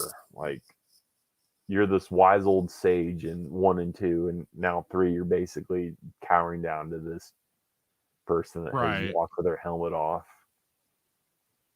I can't wait for season 4. You can tell the excitement in my voice. Oh, I just can't wait. So exciting. I want to talk about comics really quick. So I went to a comic book store yesterday to pick up my pull box, and one of my buddies there, who I think I've told you. Oh, hey, let me just get these really quick. So yeah, Fennec was totally the bodyguard in the situation. Definitely she was. Boba Fett was when I tapped out. I don't blame you one bit. You thankfully missed Kenobi, which was probably the worst of the worst.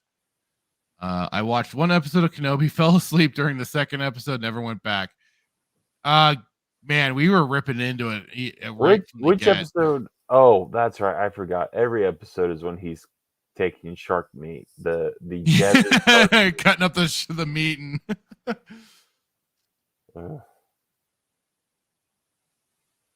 Yep.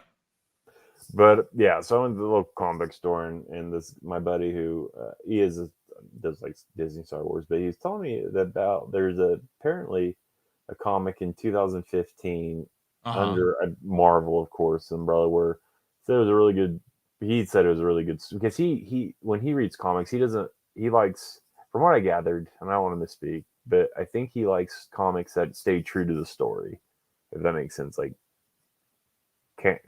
canon. And there's a story that he was saying that like Vader, long story short, Vader is chasing like Luke. The rebels try to set up a trap for Vader on this planet, so Vader's chasing Luke. They're having this dogfight, and they both somehow get shot down to this planet where all the rebels surround Vader, and they're like, Vader, give up, and you're surrounded. And Vader's like, I'm only surrounded by fear and blood or something like that, and he takes out fear and deadman, and he takes out his lightsaber and basically kills a whole squadron of rebels. But he said something interesting that different years, like 2015, 2018, 2019, these certain comic book runs, these story arcs are supposed to bridge the gaps between the trilogy movies, which was kind of interesting. But I bring it up because I think Wookiee Be Bad last week had referenced comic, I think Star Wars. Yeah, we were talking about the Vader comics. This was a Vader comic, Vader Underground or Vader. I forget what the title of it was, but yeah, I wasn't a big fan of those. Any of the, because I mean they even had the whole Afra thing, which was just an insufferable. Like, Dr. Alpha, you mean? Alpha, whatever. Afra, Alpha, I don't know. Yeah, but that was just insufferable. Yeah. Well, if it's as good as the one where Vader was shaking in his boots because the handmaiden basically put him in his place, I can't wait to. Oh, that's one of the more recent runs, yeah. Where he finds out, she finds out that he's Vader, he was Anakin, and he's shaking in his boots. When we know that the real Vader would have just, actually, not even force choked her, probably just would have just snapped her neck. Yeah. But again, that's not really a secret because we know that. We know Joby Harold still doesn't know that Anakin was Vader, and people knew that. Oh God! So, man, we got people like the shit that came out with those series. Oh, we got people like Titty with Titty, Taika with Titty, who didn't know Padme or didn't know that. That Natalie Portman was already in a Star Wars movie. Yeah. 3 of them to be in fact. Just 3, yeah. And then the animated series. I don't know if you knew that. Well, no, she was in the animated series, but no, she didn't voice the character. No. But yeah, 3 of them for sure. Ugh. So, yeah, I'm not saying go check them out, but I did find it interesting that they were trying to bridge the gap between, like, there's one comic that basically gives the backstory or fills in the gaps from when Boba takes Han from Bespin and delivers them to Jabba. That it fills in that gap of like actually what happens on the way there and whatnot. I'd be curious to see if George ever had any type of like story that hasn't been revealed or released about like the time lapses in between these events. You know, like where does Boba go from Bespin? Does he go from Bespin immediately to Jabba's palace? Does he go and does he freaking partner with his IG? Because I think Shadows of the Empire kind of fills some of that. Does it flesh that out? Yeah, Shadows of the Empire, I believe, fleshes some of that out because it's also like partly, they're trying to find out where or when Boba Fett gets to Tatooine. Yeah. For that, so yeah, I believe Shadows of the Empire kind of helps fill that in. Static saying that moron asking Portman to be in Star Wars is the most perfect example, showing how Hollywood doesn't know what it's doing. Yeah, that was kind of that nice little cherry on top sort of situation. He goes, and then see people. He tried to play it off like I was like, oh yeah, like you can just be in mine now, like right. You didn't know because you don't do your like, and how you don't know. Like, the fact that you don't know should be like proof enough that you should not ever be like any type of like director of Star Wars. Right. Just like Joe B. Harold should never write again within Star Wars. If you like, I don't know. I always look and see the other side of the argument. Somebody can say, well, you don't know everything about you. Like, you're right, I don't. But I sure as hell know that Kenobi knew Anakin was Vader. Right. You know. Yeah, you're right. I may not know, you know, at what age Xana was when she created her first lightsaber. But I do know that she's obviously an apprentice to Bane. Yeah, absolutely. Bad, so we got to figure out what we want to do next week. I'm good just doing this, man. This has been a very nice, relaxing reprieve. Oh, absolutely. I don't want to do Visions. There is something that I do have here. Oh, okay. That cropped up. So, and we may not. I mean, we can watch the whole thing. This is apparently a Star Wars Underworld test footage plus making of. So if anything, we just get like through the actual bits here. But apparently, in the description, it says release test footage from 2010 of the canceled Star Wars TV show Underworld, which was to take place in the lower levels of Coruscant. The series was set after the events of Order 66. The video game 1313 was to be a tie-in of this series. Due to the immense cost of shooting the series, as well as the selling of Lucasfilm to Disney, Underworld was delayed and eventually canceled. The footage was produced by Stargate Studios, whose VFX resume includes Doctor Who, Walking Dead, and The Orville, in partnership with Lucasfilm. The VFX technology displayed in the making of portion is Stargate Studios' impressive real-time rendering virtual backlot live technology. So, as to maybe kind of top things off, should we check this out? All right. Let me...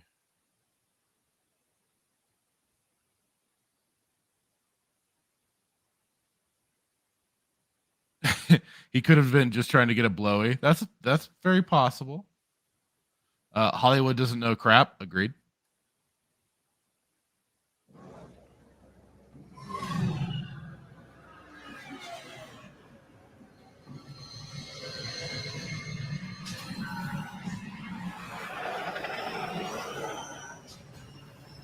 Already better than Andor.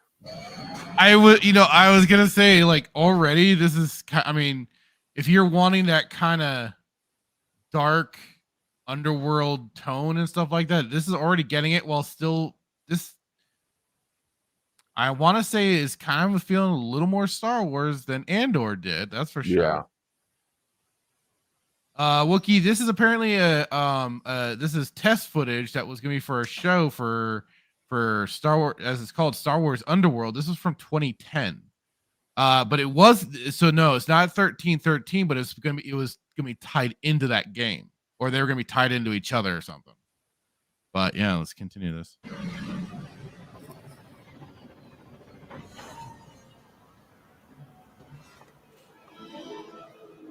Yeah, already got Star Wars music. Already a banger.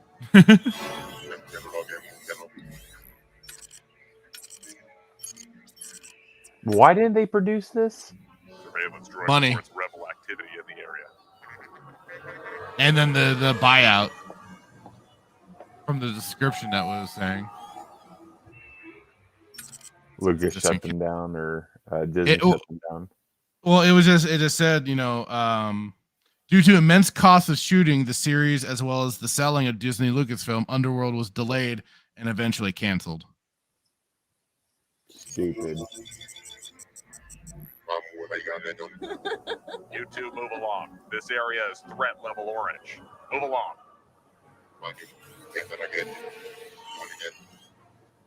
Hello. I was sent from Alistair. Thank you. Kreia? Thank you. I could not have done this without you.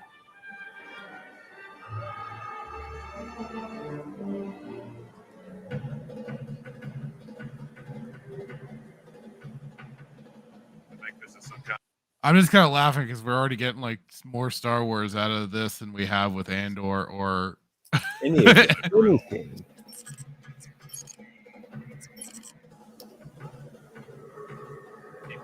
Second team is arriving from the south.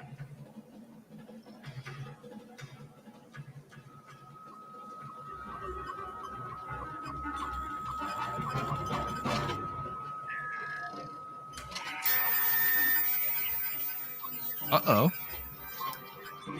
Star Destroyer there. How long have you had these droids? AK-904 reporting in. Just in case, it's kind of pausing it every so often.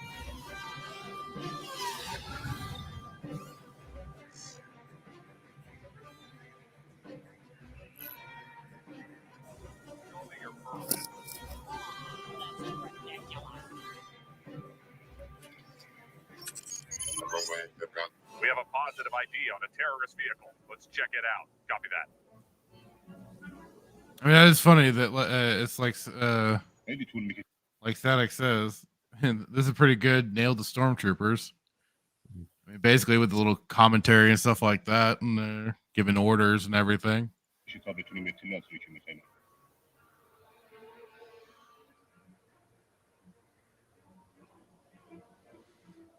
The plans have been acquired.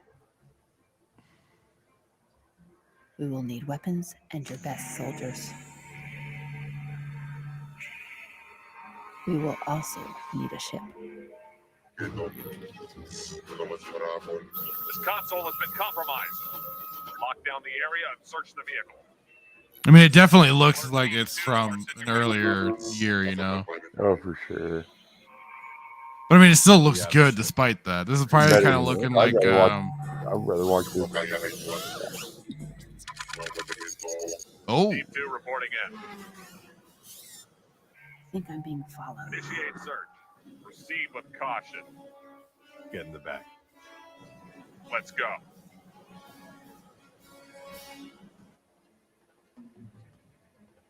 Nobody move. Who is the owner of the speeder outside?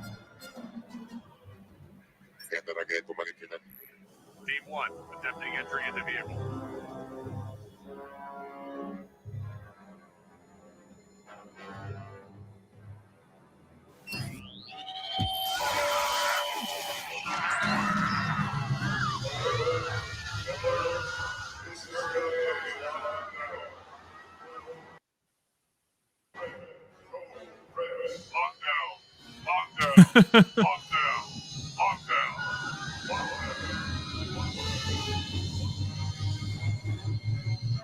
Peter looks cool. Watch it.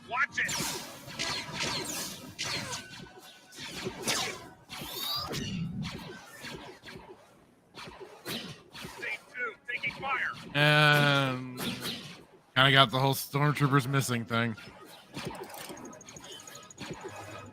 Come on, guys, you're that close to them and you're not nailing them. Come on. Now you know it's proper Star Wars. You got a Wilhelm scream in there. Right. To be continued.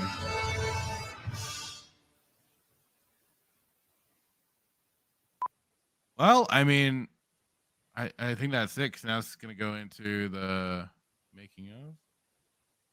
Yeah. I mean, it certainly looked a lot more impressive than even, at least it certainly had the Star Wars look and stuff like that, especially for an undercity area of Coruscant and all that. It's sad that it got canceled. Yeah, you see why though. Yeah. Of course it did. 1,000%. Because why would you want something that could be rather interesting and good? Of course, better than anything that you've ever been able to produce. Right. Let's start a GoFundMe. Huh? Start a GoFundMe for this. Sadly, since that was back in 2010, we're a little late. A little late. Yeah. And at this point, I don't know who would be wanting to show the interest. Yeah, Star Wars Theory. Well, I mean, I guess, but he's got $1 million in the bank. He ain't hurting. That's for damn sure. No, he's got a Lambo. His PC rig helps show that off. But what does he run? Oh, it's a ridiculous beast of a computer. I know that much. Yeah. How do you find that stuff out? He's like, oh, here's my rig, guys. I'm playing Star Wars Survivor just fine, and it's like all the top of the line specs. Newest video card, high GPU, and stuff like that. It's like computer. I haven't seen it, but he posted the specs on his Twitter page. Yeah, it was kind of funny. It's like his computer's worth thousands of dollars. Oh, it'd be ridiculous. Yeah. Put a number on it. What do you think? I 10? 5 to 6,000. Bruh. Maybe more. Good night, guy. Regardless, it was ridiculous. I mean, but yeah, I mean, when you can afford a Lambo in your garage, then. Oh yeah. And here's something a little bit funny too. Hang on, let me play this video clip really quick. Go ahead. Hi, I'm Kiko. I'm 23. I go to UCSB and I also bartend. 피장 왕지 거다 낭니 독장기. Bruh. You're wrong for that. Oh, I already know I'm going to hell, but I might as well have fun before I do. Jabba was speaking through the fatty. Oh, there. I meant to have that for the intro, but I was trying to grab you other didn't things. play the one with Grogu getting shot. Play that one again, where he's like, you know the one I had you play last week? Which with Grogu getting shot and then he shoots the guy and he's like, it was like a Mortal Kombat. What was that? Where the guys what was it? You know what I'm talking about? It's the episode from The Mandalorian where he's when he jumps over the kid. Yeah, play that one because I can't. Yeah, play that one. Play that one. Begin.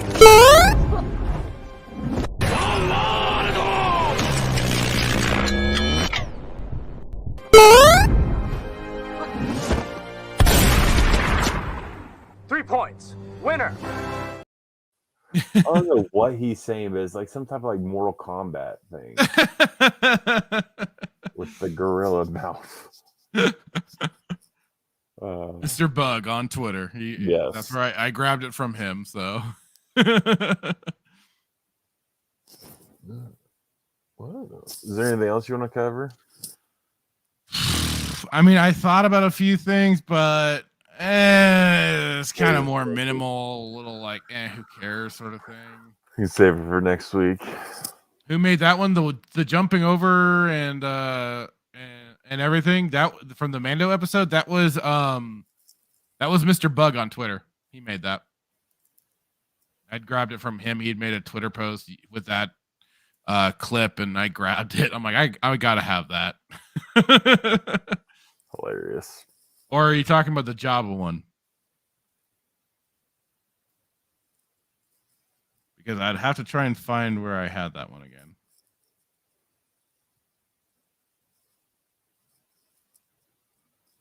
Oh, the Jabba one would have been the.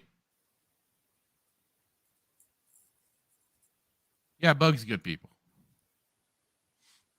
Dude tears it up on Twitter. It's pretty hilarious. And he and I have commiserated together on the horrible conditions and everything that's been done to Spider-Man. It's been horrible. He's got the Jabba one bookmarked already.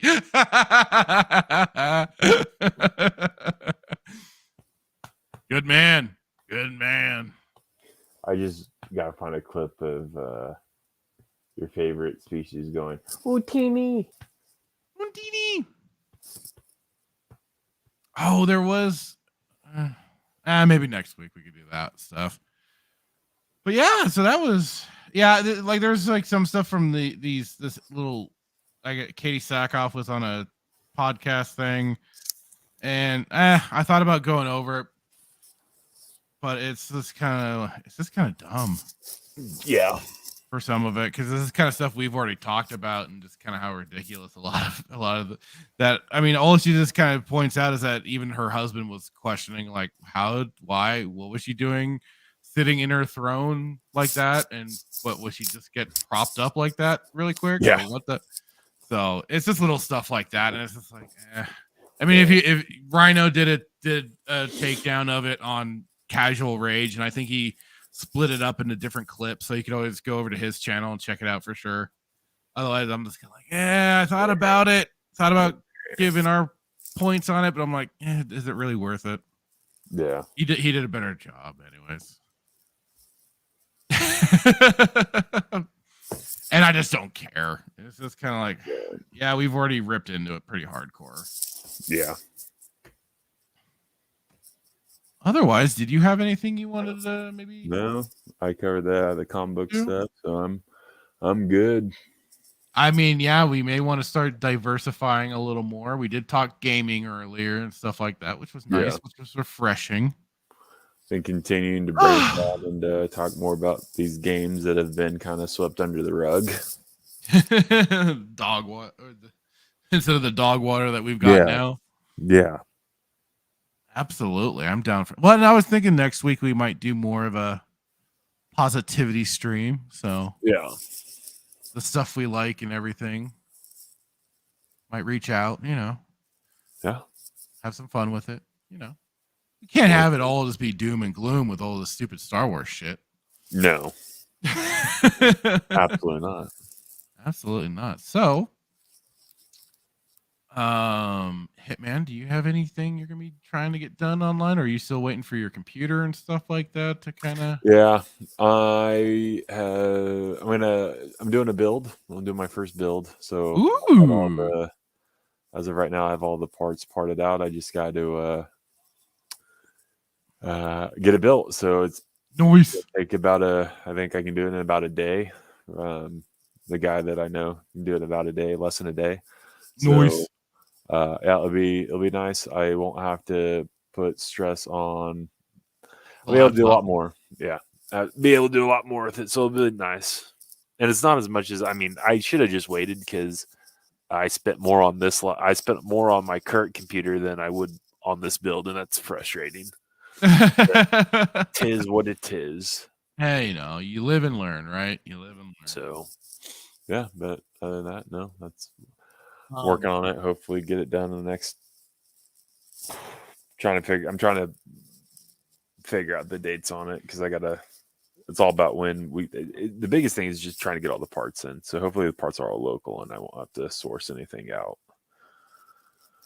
Yeah, that's sometimes the complicated matter of it, So other than that, no, everything going on. Right. No. Cool. Well, next week we've got the fake Star Wars Day, May the 4th. So I may have something in mind just to kind of have some fun with people. Otherwise, maybe even my brother and I will play some SUTOR. Maybe we'll play some before that. Who knows? We've been running a Trooper Smuggler in the meantime.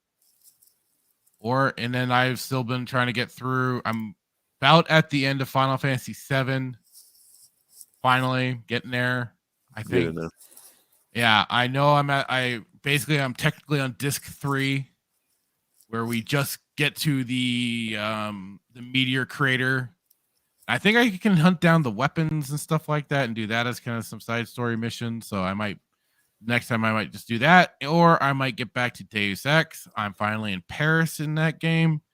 So I'm finally getting through. And that I'll probably still be continuing streaming over on Rumble for those. And then later uploading them to YouTube. But for the first time streams, Rumble will be the place.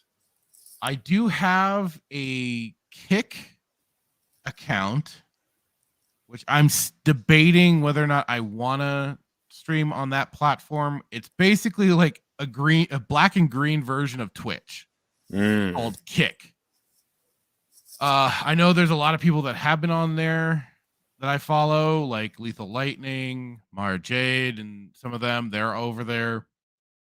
I'm just like really torn on what I want to do myself. I'm leaning more to sticking to Rumble at this point in time because they're really improving the platform, and I get good views over there. So it's been proven good. So I'll probably stick with that idea. Otherwise, just so keep an eye out. It'll probably be like Wednesday, Thursdays. I'll be doing those sort of streams. Maybe Tuesday night. I don't know. I'll decide. And maybe in between. Nice. Sounds good. Oh, wow. Static says one time he streamed on Kick, had more views than YouTube. Well, I might have to give it a shot one day. Maybe when I can do like a multi-stream sort of thing really easily. If I ever, because I think you said this too, Static, on the Final Fantasy stream or my Deus Ex stream mentioning restream.io. If I ever put in for that multi-stream. But for now, yeah, keep an eye out. We'll be doing stuff. So with that, I will say good night. Thank you, everybody who showed up, who watched, who's even watching the replay. Remember to smash the like button and all that jazz, all that good stuff. You all have a great day, evening, morning, whatever it may be. Toodaloos.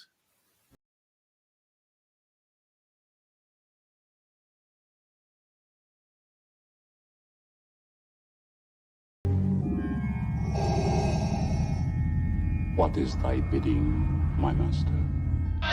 Yeah, I should have known from the very beginning. From what you said. Yeah, when the mega powers were formed. Yeah, what you were out for from the very beginning. Yeah, you were after what was mine. I remember what you said. You can destroy the Emperor. Join me. Together, we can rule the galaxy as father and son. Yeah, that one was rough. Those words right there. Yeah, I got stuck, yeah. But I swallowed it anyway. Didn't like the taste, but I swallowed it anyway, yeah.